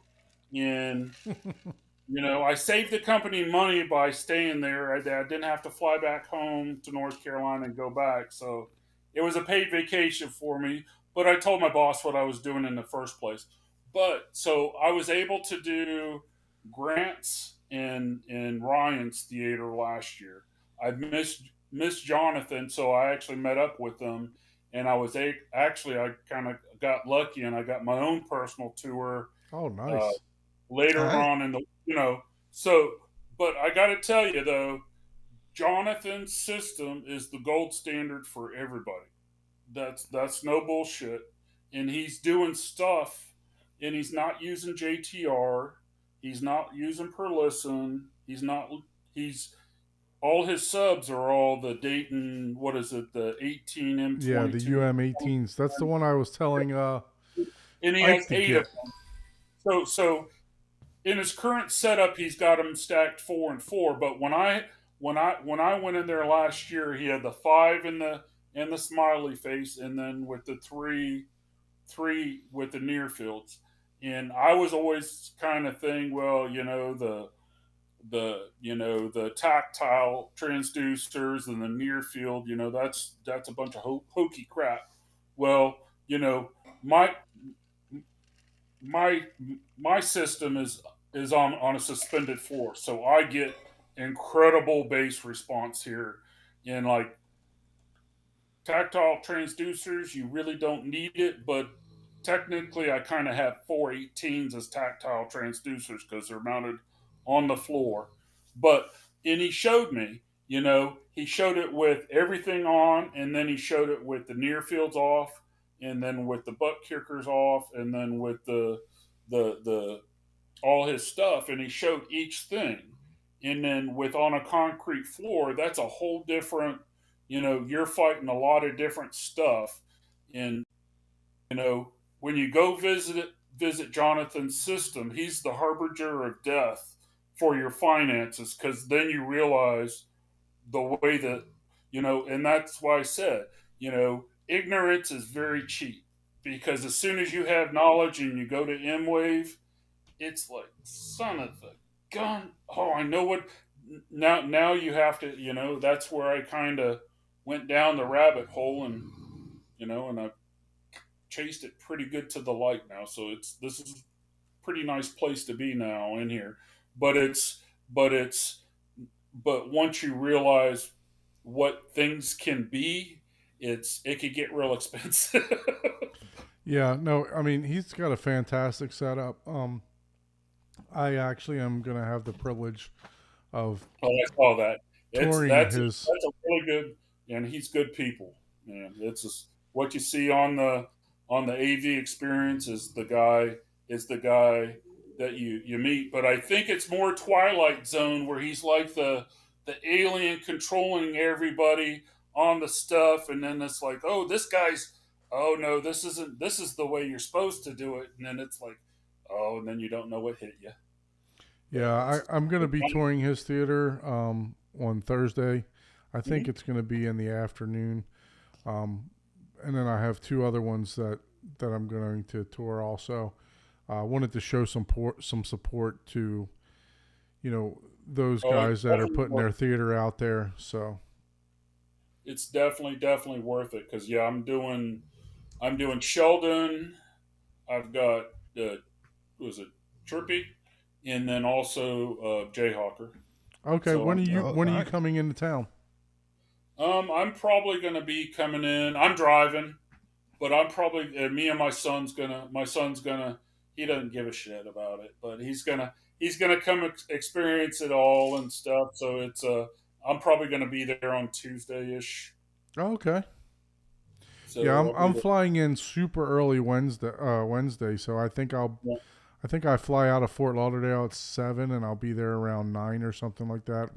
I actually gain an hour flying back because I'm on the East Coast. So, but so you're driving from North Carolina. That's going to be a little hike. Yep. It's no worse. I had to do a funeral here, and I had to drive from Texas, and left Sunday about 6 or 7 in the morning on Sunday, and then I had to go back to Charlotte to pick up my car and then back up. It was probably 10 o'clock. We drove straight through, so that was I know road tripping and stuff. Oh, but yeah, so that's kind of where Paul don't know yet, but I'm going to show up at his house on Wednesday. I may or may not be here. The door codes. First and ask questions later. I don't know what happened. No, have you seen Don? No, he never showed up. Paul's gonna be like, I didn't have a roll up screen before. No, I got one. No, yeah, I'll be in early on Wednesday, so If The only anybody thing I would wants, be afraid of missing is my drywall. trust me, I'm not taking it down to rehang it. Being mean? Why are you just being mean? I'm like, oh man, what? Oh, I know who was here. Never mind. I just take the whole stud wall. I'm not going to take the. Just the whole wall. Falls off. Falls off is wonderful. As long as I don't have to my finish grip it, is still I'm there, good. You know, it's not high. It doesn't have enough zeros on the inside. You know, the wall is like, oh, those are finished. I'll take those. It's like building a sub box over there, Ike, right? Yeah. Oh man, I'd say that's crazy, man. Yeah, no. So I'll be coming in Wednesday morning. So if anybody, wants to hang out or do anything, reach out. Send us an email at hometheaterhublive@gmail.com. And then we'll maybe be able to meet up on Wednesday or Ike. What day are you coming in? Early Thursday morning. Early Thursday morning. Okay. I So think yeah, you'd say I'll be there. Friday. So if you guys, No, want- I'm coming in early this time. Like, I'll leave very early, so I'll be there. Technically, I'm leaving Wednesday early in the morning. So how many hour drive is that Wednesday. for you? Like 8 or 10, I would imagine. eight hours. Oh, I wish it was. Yeah, for it's you, eight, it's 8 hours. I looked at With driving my- for with- me. I think it's like 20 hours for me from Oof, South Florida. Yeah, that's too much. If Yeah. it was an 8-hour trip, I'd make it 10 because of my black. Right. So yeah, Yeah. you won't be able to drink on the drive either, Paul. So it might be an issue. Well, you know. Well, you can, but legally no public, you can't. well, no Drink public I drink acknowledgement. I drink Gatorade and Coke and water usually. I made a trip to North Carolina one time. A Red Bull every once in a while. I made a trip to North Carolina one time and decided that buying slushies and vodka was a good idea. So, Man, yeah, that's tough. Yeah, Yeah, I don't was do the- that. yeah, vodka dehydrates you, man. yeah, Like, I didn't geez. say I was driving. I said I made a trip. Okay. But Okay, you were flying on the trip, so you bought slushes and vodka flying. Yeah, that makes sense. yeah, no flying. I was a passenger, but yeah, I thought that was a great idea. It wasn't, trust me. So how many hours for you, Todd, to drive over there? Do you know off the top of your head? Hold on, I'll let you know. Here. Just a second. Yeah, because it was 20 hours for me. So- And I was like, there's Audio absolutely- wise, how long did it take you to build one of your speaker enclosures from start to finish with it's letting only- the, everything dry and finish? I mean, and- It actually doesn't take that the to do the boxes. I mean, you can knock it off in cutting it all out, a day or a weekend, but it's the finishing of the hardwoods and then trying to, because I mean I don't have a ton of tools. It's all I've got a table saw, I've got a circular saw, jigsaw, and then a router, and then you're trying to put all the pieces to the top stuff in the sides are real easy, but to fit all the stuff around the speaker and then have the it's tons of stuff, and then you go a little bit too deep, and or you get what and then chip it off, it's kind of tedious, it could be, you could have a couple of days just finishing all your wood pieces, but once you get it in there, because most of the wood pieces are just cut, and then I nail it, and then you cut it to the base hole first, and then I just router out or you get it, or you kind of.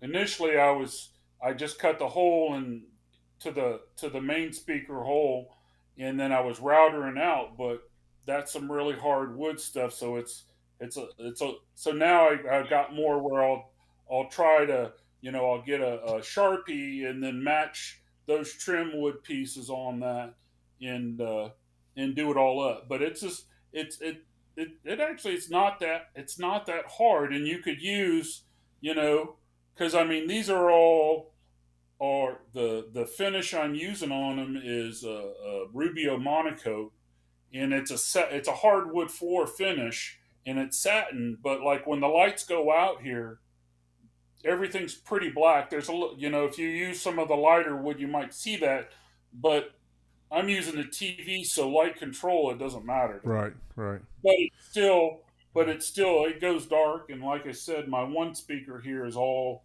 the walnut, but that's just a, you know, if I have all my lights off here, that's just the pitch black stuff. But you can have something to get that looks really really good, but it's not your typical just painted black speaker. It's just I wanted to do something, and then because you can use cherry, you could use walnut, you can use cedar.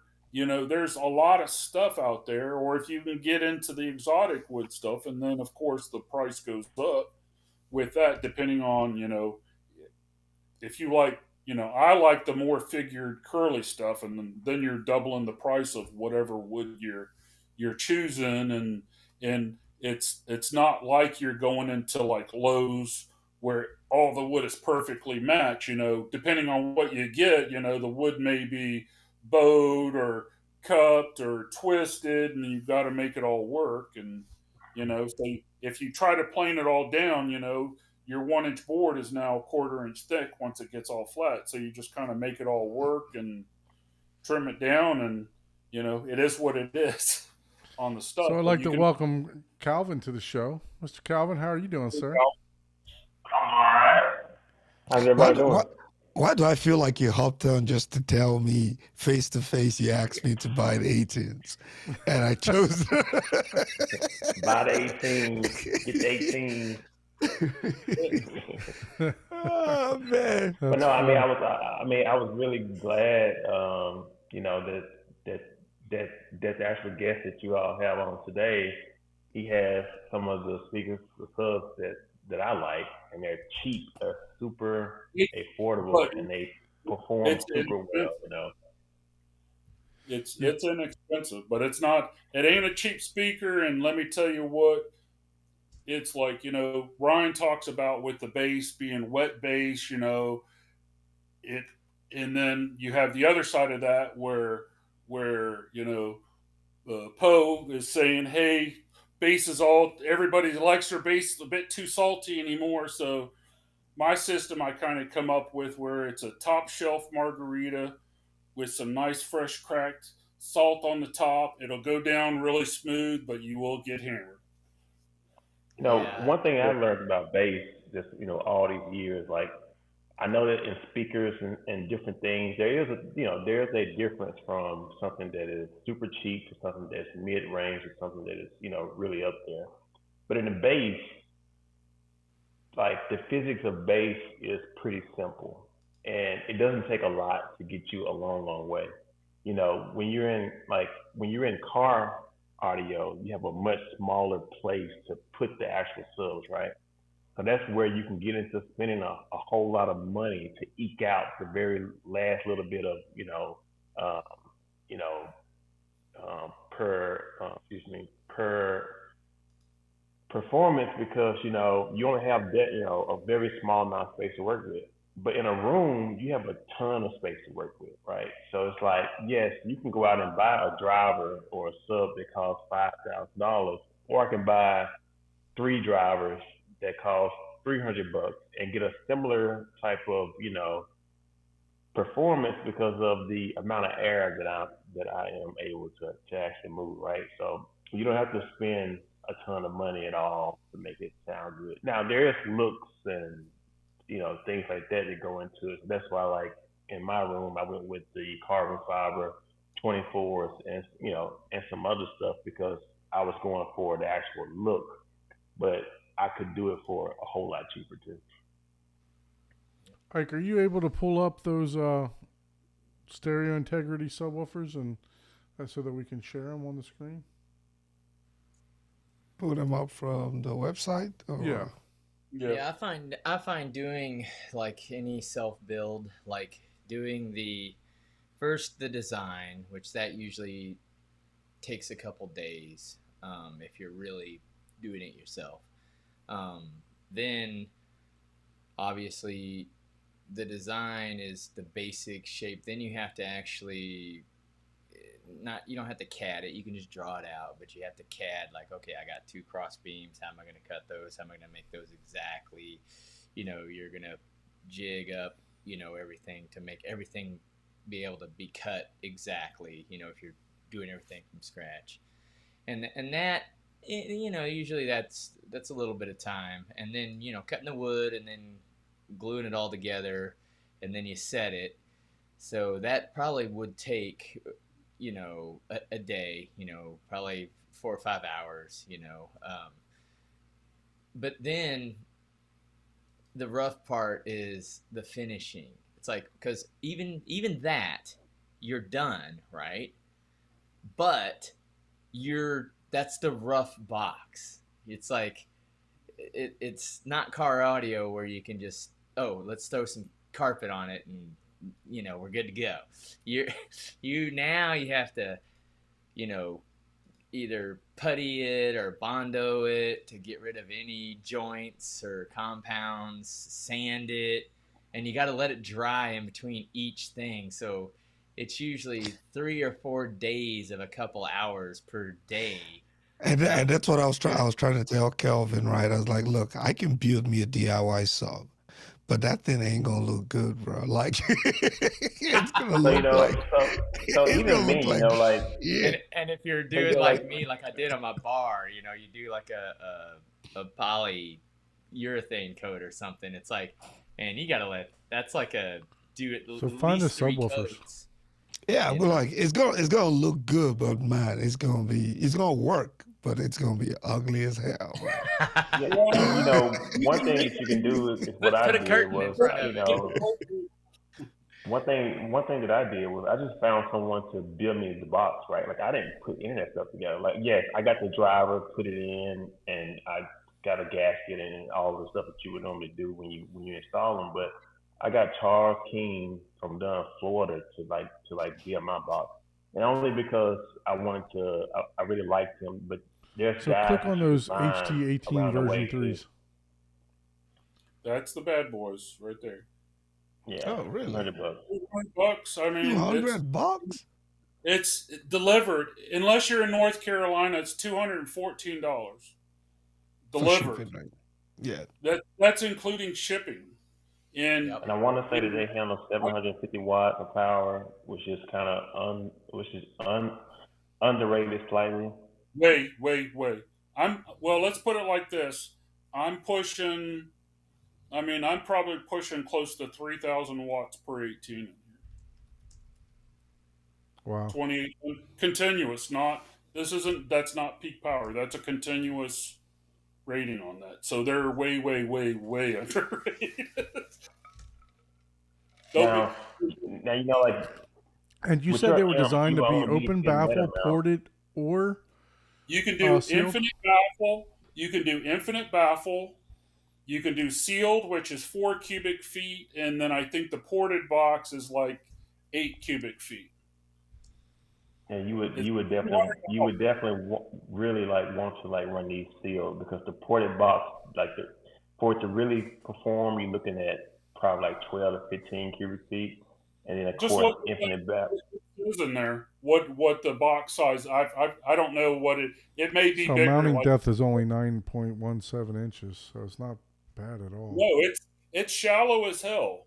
And Yeah, like it's really just a sealed, and your box, the overall box, because if it's 9.5 inches, they want a double. He said the double thickness on the back and on the front, but that's if you have the cutout, you're there. But so your box effectively can be like 11.5, 12 inches is as deep as it has to be. Where my boxes are like 17 deep, so it's a little skinnier and taller and a little bit more deeper. But I just kind of pick that height of what I wanted, and because part of my box design too is I wanted to get, show more wood on my finish. So that's kind of why I went with a taller.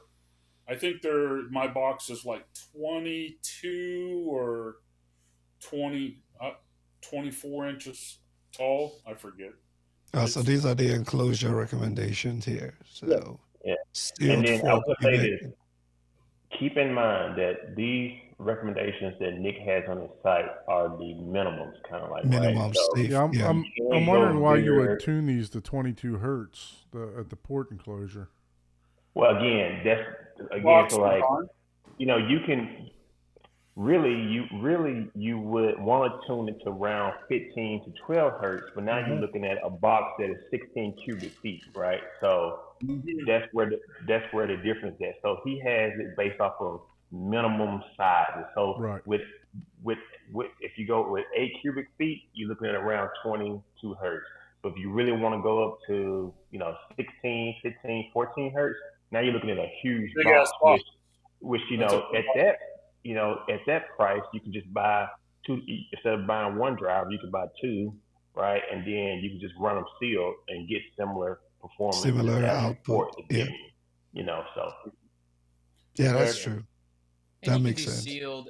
Well, so what's cool about doing your own is, you know, let's say like the one you need 2, or 4 cubic feet, right, for the 18, right? Mm-hmm. You can make that really skinny and really wide and make it Correct. go behind your couch, or Because the box only needs to Like a be truck 8. box almost. yeah, I mean, exactly. That's the cool thing about DIY, because the speaker doesn't care what. I mean, if you got the time, you can make that any shape you want. You I just mean, need 9.5 inches deep is what you need. Deep is all you need. yeah. And so one thing that's really cool that's what about she that said. is, one thing I that teed that one up for you. Yeah, I know. I one can tell thing you were waiting. one thing that is like cool about that is if you wanted to hide your sub, you can build it super like shallow. You can build Yep. a You solid can go baffle wall, all put it in the Yeah, just wall, put it in a down. baffle.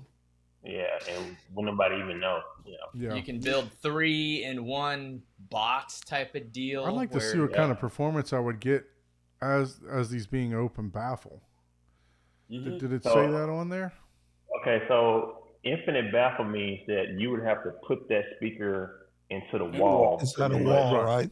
Yeah. Like And like the an actual- architectural speaker. Yes, but the difference is that the actual backside of it is going to be open, right? Right. Which means that whoever is on the backside of that is getting just as much energy as you're getting up on the actual front side of it. Mhm. That's So what my that's concrete walls usually- are for. But then if that space is not big enough, it's Big not enough, infinite it's gonna- baffle. You know what I'm saying? Like it has to go over a certain cubic feet for it to be infinite baffle. Which at that point it kind of just becomes sealed, right? So it's like you have to have enough airspace up on the back side of it for it to become infinite baffle. Yeah, It so would I still pulled the work wall similar off. to I it. pulled the framing Yeah, off of the he wall has- 9 he has inches. a, like 10 by 12 by 14 foot tall speaker box Yeah. for his infinite baffle. So Mhm. the question is, Yeah, what would so be it'll be performance? closed. I mean, Infinite. I mean, what you can do.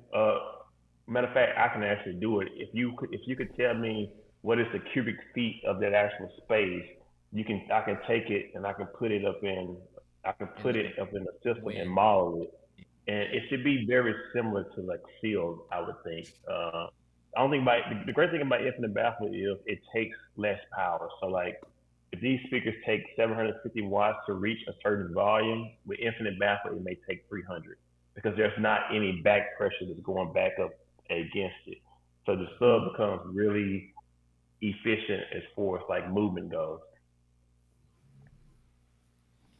Yeah, so I mean, like I said, I've pulled the wall off 9 inches, so it's got all that room behind it for 21 feet and 9 feet tall. So it's Yeah, I mean, it's got plenty of that would- room. That would work. The only thing is it would have to be sealed, like completely sealed, because you don't want Well, it's gonna have anything. drywall, double Yeah. layer of drywall, so it's gonna be sealed all the way from floor to ceiling. Okay, yeah, that'll work. So I was just wondering what type of a measurements I whole would get for something like that. I mean, you would get the same. You would get great performance, and it would be less power. You wouldn't need as much power because you have less resistance up on the backside. Right. Since the speaker can operate as an infinite baffle. Whereas like with the 24s, Nick makes a infinite baffle model and a non-infinite baffle model because the one that's made for infinite baffle is truly designed to work within that space. It's Go cheaper back to those to- 24s. Let me take a look at those. Going Yeah, I with the was big gonna say, but though those are going to be a whole lot deeper though too.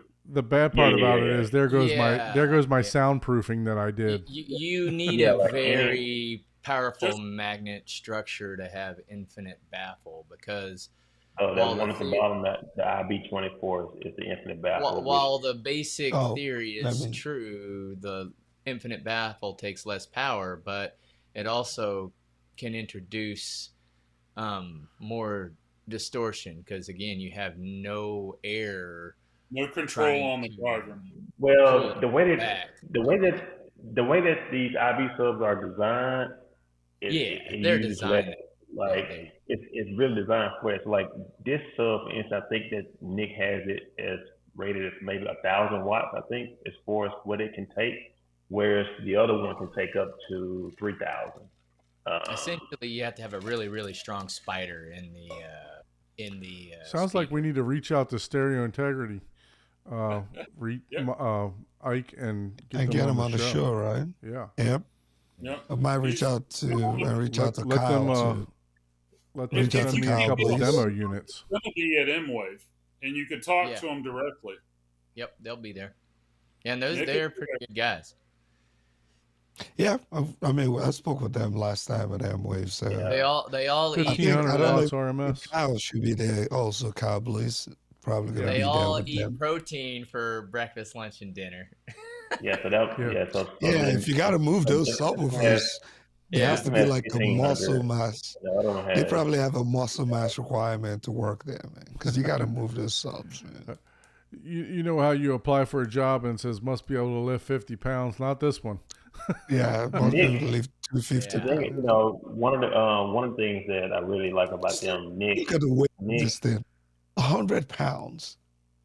Now Yeah. now that you could do, I guarantee you, that's built good enough to do infinite. Get your baffle. rowing in on that. That is 100 pounds, man. Yep. And just it's for the not even in the drive. box. Look at that magnet. Click to So, click to that last picture. so It's not even in the box. A crazy story. I had to pull out one, right? I put it up in the box, was jamming, and then I finally got my amp hooked up to 240 volts, which is a whole lot more power. And I noticed that, you know, whenever I went down low, like 20 hertz and lower, I kept getting this rattling noise, right? And it was because whenever I put it in, I did not put any like gasket tape around it. You know, you should always put some type of gasket tape around the sub, and I totally forgot. So there was air being pushed back out of the box because it was Mhm. compressing that much air when it was going low. And so I had to pull that thing out the box. So luckily, I've been back in the gym and stuff working out. So I was able to get it just barely out, and then I got me some done tie, and I wrapped around it, and then pulled it out.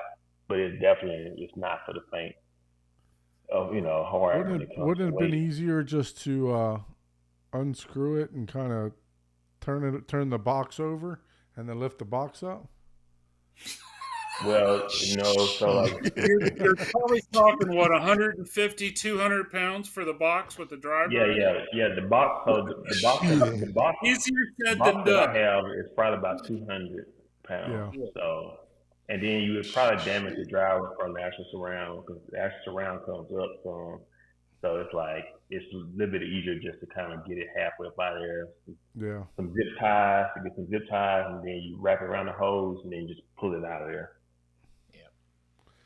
Yeah, I'd be scared of damaging that thing for $900 a driver, No, well, is Or that what that is? $1,000 a driver. It's Sorry. $1,000. HS, They're is, The Is regular 1,400. 4s are like $1,500. Yeah. But but think about it, right? Just let's say 1,500 bucks for 24. If you wanted to get, let's say, some of the big drivers that I made, like the 21 inch that the company down in Florida makes, the same company that Gene has, RBH. JTR, RBH, yeah. The thing RBH. is Okay. $10,000 Oh for yeah, a one of 21. them's like Yeah, the duals are like 14 grand. yeah. It's like, you know what, 1,400. You pay somebody to make you a box. Hmm. Let's say 800, and then the amp. Let's say you can get a 4 channel amp that can push these for 1,000. You know, and have 3 channels left over. You can get a two channel. I see Ike over there. He's thinking over there. You know, I'm not thinking, man. I'm same just thing, right? checking out. You know, I'm just checking out the options. 18, like I'd have to those put those speakers right on the 18s are a really I-beam. good value. You I know? know, right? And they go Yeah. there wild. 1 ohms and 2 ohms. That's crazy, man. So a Yeah. dual Who's gonna one, carry you'd be this? wired to. Who's So gonna a dual carry this one, stuff you be wired to upstairs, two man? ohms, and dual four, dual two, you be wired to 4 ohms. Look at the weight of that thing. 145 pounds. Who gonna take that upstairs for me? I have to build it upstairs, man. That's 145 pounds. Hey man, you can do it. You can do it. You have friends. You can Yeah. hire Yeah, some but movers. Yeah, that's a lot. yeah. That is pretty heavy, and they're awkward too. Yeah, Yeah, with all they that. come in back- crates. They come in these up in these crates, So and they're actually screwed down into Calvin, the you actual have crate. the HT18 version 3s, or which ones do you have from them? I have those right there. I have 2 of those. Of the The IB24s? 24s. The HS24s. The HS24s. Okay. Yeah. And currently, right now, in the back of the room, I have 2 of the 15s, just kind of playing around with them until I decide on what I want to do. Yeah, we with got to the get other you back 4. on to do another You tour gotta do because two. You gotta do 2 more of those. You gotta have 4 of them to match. Yeah, I know. You need 424s, man. Stop messing around, man. I'm messing I'm being kind around. of Okay. cheap, Let's man. go all the way. I got all of these. I got all of these. I want to say 1812, those JBL 12 that I bought some years ago. So I'm thinking about just putting all those up in a steel box. And 9 of those model out to be very similar to what these can do. You know, above 30 hertz.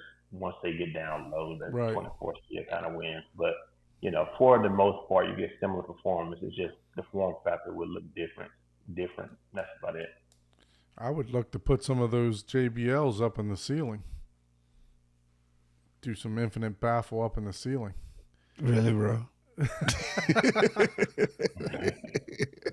Yeah, You know, I mean, that is you a can definitely thought. do that. You know, if we could get Don to finish his whole room just tell him you're doing a speaker box, and the whole wall will be nothing but subwoofers. He'll finish it that way, probably. Hey, one of these days I'm just gonna pop up on the channel and the shit's gonna be done. You don't know. It'll be what's gonna done. happen. I can't wait, man. Yeah, Just- we got Just this. let me know so I can go to the liquor store because I'm going to drink a whole bottle on live show of my favorite rum. We're gonna We'll just party. live stream my theater the whole night and watch movies together. That a way to get you demonetized very quickly, Ike. I don't mind giving up that 10 cents. We can live stream it. Oh, We man. can live stream it. But okay, I guess I Yeah, can no, stop. that's- yeah, absolutely. Let me change back to our guest here. Let's see. That's awesome. Yeah, no, I've been eyeballing those carbon fiber, and I've been either looking at those or doing the RS1s because they would both fit in that area that I was talking about, like literally 90 degrees on each side. So that would give me 6 subs, 8 15s and 2 18s, There's also a company called One Audio. They make some 24s as well, and they're really good Uh-oh. Uh-oh, we There lost we go. Calvin. Harry, we lost you for a second. We lost you, Calvin, but I think you're back I'm now. sorry. Okay, we hear you now. Okay, I said that there's a company called One Audio, and they make 24s as well, and they're like $800, $850, and they're like really good too. Okay. They're not carbon fiber or anything like that, but they're really good subs. I see. Yeah. Those what are they? The UM18s. I think Mhm. those are a darn good speaker too, man. I mean, Oh yeah, it's, for sure. They're really good. you know, for the cost, and you know, they're probably right here with these HT18s, you know, from Stereo Integrity, and to put them together in a box or something like that. I did a lot of reading, and I actually talked to the guys at Stereo Integrity when I was looking at doing the carbon fiber 18. They were talking about that you needed 3/4 inch plywood like stacked together on the front of that box that you build. So, you know, it's definitely quite a feat to build that box. You know, it's not something that's you just screw a couple pieces of plywood together. It's you know, you got to glue it, cut it, all that stuff, glue 3 sheets. So Yeah, So what if you use HDF? I think it's 3 sheets of HDF is what they want you to use. Yeah. So it was a lot when I talked to them. You know, And Like my home theater is not even made of HDF. um, GSG, they make the cabs too, right? So you can just order yeah. from them as well. Mhm. If you want to, if you want it to be simple, I mean, you can order straight from them. Yeah. Yeah, we got to get you back on, Calvin, because you've done a lot of stuff to your theater since we last had you on. I think you've added some panels, and now you're adding some subs, right? So we got to get you back Yeah. on I think you've changed your front stage out, right? Yeah, that's what I'm getting ready to do. I haven't done it yet. It's just kind of one of those things where if everything's been working, so it's like, I don't feel like doing this. I got to take it apart. Mhm. But my old Sony projector has been acting up, so I got to take it down here soon so I can send it off for a warranty request. So a warranty works, so I'm gonna go down That's and get Sonny, it. man. Good Is luck. that- is- Good luck with that. Is You can that see Ike Sonny, shaking his man? head. That's Sonny, man. Just let it You go. know me, Let it I'm not go. I'm not like a big I video might make a file, few right? enemies, but just let it go. As long as like mine is the Sony Is that 295. 295? So Yeah, yeah, so it's that's like what the 365 replaced.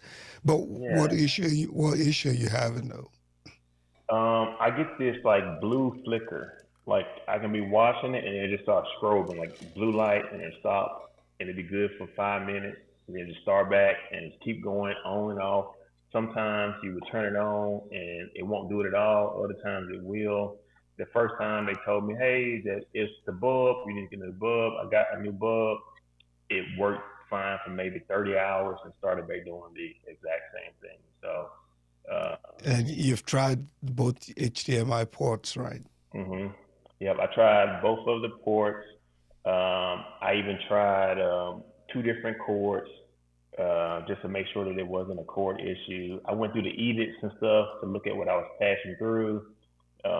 Even though it's a 4K cable, I wanted to make sure there wasn't anything there. I mean, I went through just about everything that I could think of, and it just one of those deals with Yeah, you're gonna have to make a video recording of it, and then take pictures. Because when you send it in, they're gonna ask you to upload a video of it happening, like a clip of it, and because what happens is when you send it, they're going to try to replicate it, and if in those few days that you have it, they just somehow can't replicate it, they're gonna tell you nothing is wrong with it. Yeah. Which is what sucks the most, because they have to try to replicate it to figure it out before they even.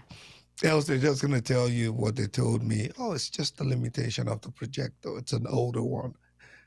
It's Yeah. like, So, I think that I had a they starred question here that would like to get to real quick. I know it's taken us a while to get to this, so I apologize. It says, "Hey guys, I got a 19 by 14 room, brick and concrete.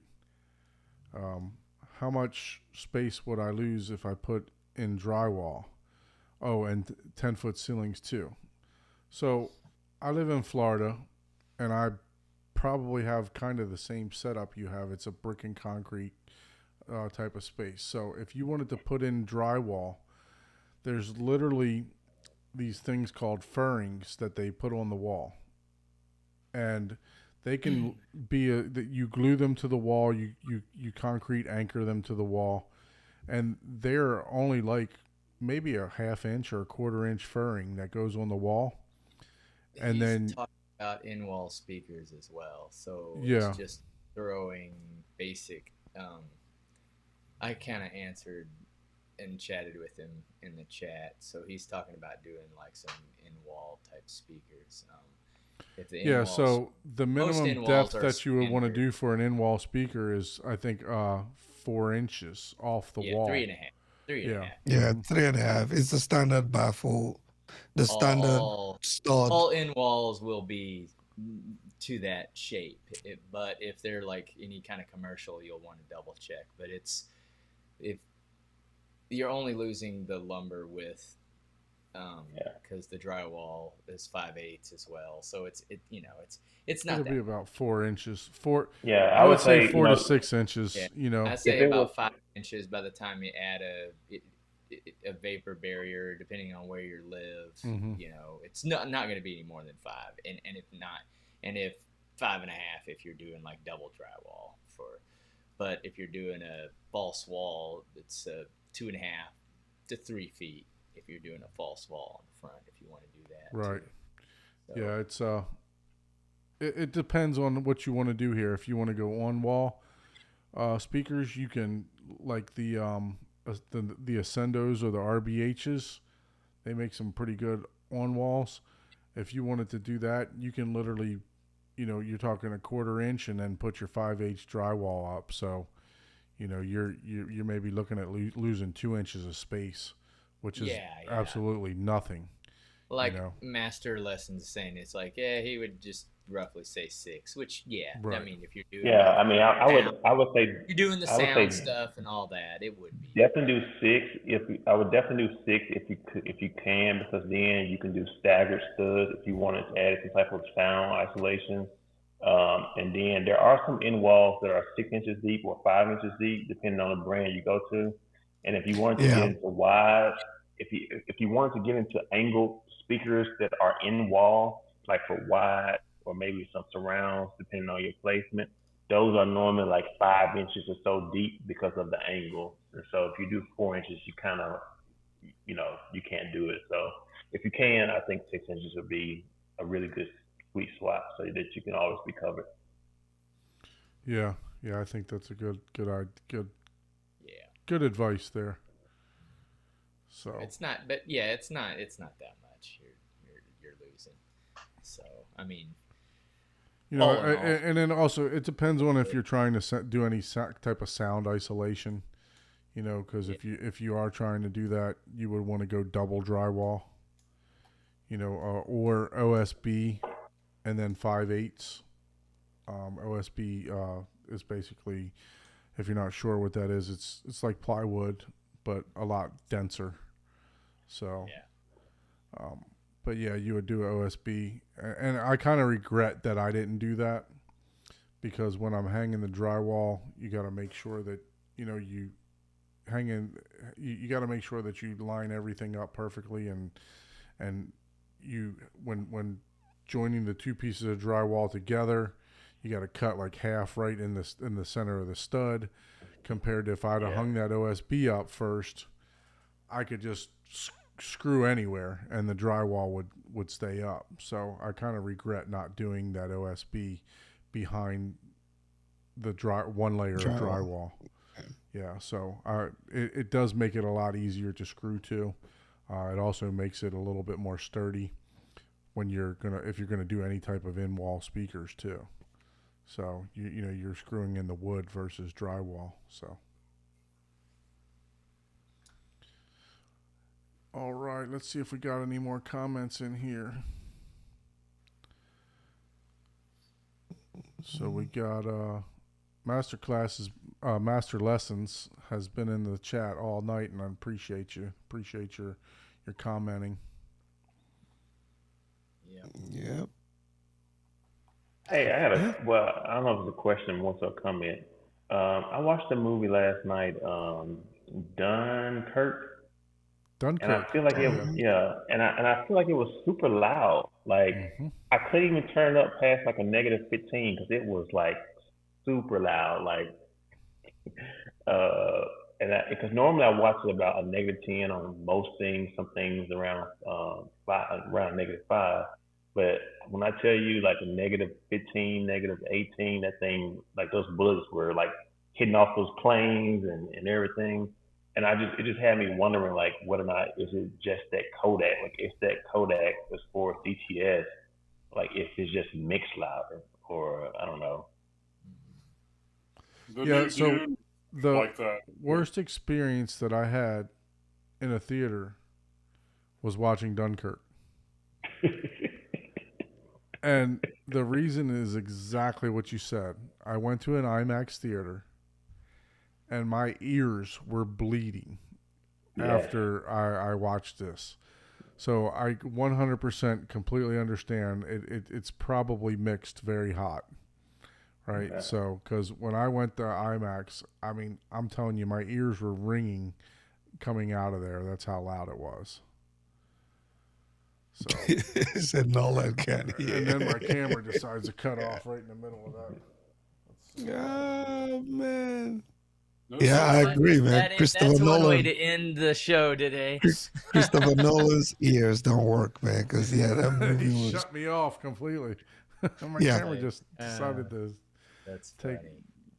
had to turn it Yeah, off. And turn it back some on. movies. There's been a couple movies. What was the one that I watched that? Because I listened to everything at negative 15. Oh, I remember what it was. It was the 4K of The Fifth Element. And oh my God, that is the loudest movie that I have listened to on my system. I'm like, this is like Jesus criminy. The bass was just, it had to have been bumped up like 20 dB. Like I Yeah. was just, man, this is a little too much. You know, the crazy thing was like I couldn't even turn it up loud enough to really hear the actual bass because everything else was so loud. So it was like whenever I tried to go up to like a negative 15 or negative 12 just so I could get the bass to come in, everything else was way too loud. Yeah, And so I had to back it down. it's a good movie, but like I said, it's just it was in the theater itself. It was just extremely loud. I haven't watched it in a home theater environment yet. I own it, just I haven't watched it. I guess it was their director's intent, right? Yeah, For it to be that hot. Yeah, it was definitely hot. Well, everyone, I want to thank everyone for joining in the show today. Definitely had some active comments here. 230 comments. That's pretty. I think that's pretty much the highest we've had in comments. So appreciate everybody being active in the chat. If you haven't hit that subscribe or like button yet, please subscribe to both Ike's and my channel, Easy HT Tech and Horizon Home Theater. Todd, I'd like to thank you for being a guest on the show. Calvin, thanks for joining in. Appreciate the insight on the subwoofer Will build. Todd be joining the M-Wave this year? Yeah. Oh yeah. Todd's going to be there on Tuesday, he said. Or I'm Wednesday or actually going to Tuesday. meet up with Sheldon before. I remember the conversation, but I couldn't remember if that was this year or last year. I'm not even drinking today. That's the problem. That's the problem, Yeah. exactly. I'm thinking too much other stuff. Oh man. But once again, if you'd like to be a guest on the show, please send us an email to hometheaterhublive@gmail.com. Appreciate everybody tuning in. And Mike and I will be live at M-Wave. We're going to be doing a show live from M-Wave. So make sure you tune into that show because we're going to run around trying to show all the setups and and all that stuff too. So that'll be fun, and I'll also be able to talk about some of the home theater experiences that I was able to partake in, the VIP home theaters, and then of course I'll talk about Paul's theater because I'm going to go crash his house on Wednesday. So Yeah, and next week is what next show is June 6th. We have Nick from SVS joining us next week, so very nice. please come around. Let's show him some love, and I'm sure that's gonna be a good show too. Yeah, Nick's a really good guy. So Yeah. Yeah. If anybody wants to get a hold of me directly, if you guys have any questions or want to come have for a listen, you could reach me at tb2034 xccess@gmail.com. So We'll try to put it in the show I'm gonna notes look for for you. that email Yeah. and put it in the show because Yeah, we'll put it in the show notes I for was you. like, man, let yeah. me So see if I Todd, can. just hang But on. yeah, or if they have questions about the build and stuff, because like I Yeah. said, I built all the stuff for the doors and everything else. So it's like, Yeah, we'll definitely put that in the show notes for you. That way they can reach out to you. okay, And just hang on because we're gonna be in the green room. So just hang on. Okay. Thank you everyone All for right. joining. Have a good thank day. you guys for the opportunity of letting me show my stuff off a little bit. Oh, Other no, than my kids we or my dog. appreciate it, man, and So- we definitely love DIY. I love DIY. I do Because too. these are my little guys right there. There's my Mastiff and my. I don't know if you guys can see them or not, but Oh, it's yeah. just Yeah. they're Oh. they're it's normally just the three of us in here that enjoy. So. Hey, the only person that's got to like your theater is you, right? Yeah, I and love that- that saying that Andrew That's true. Robinson says. I'm struggling right now because, like I said, it was just like, it's been like 4 weeks since I added my last subwoofer, so it's like it's a struggle right now. All right. Thank you, All right, everyone. guys. Have a great Sure. day. All right, Yeah. see you in the green room. Bye.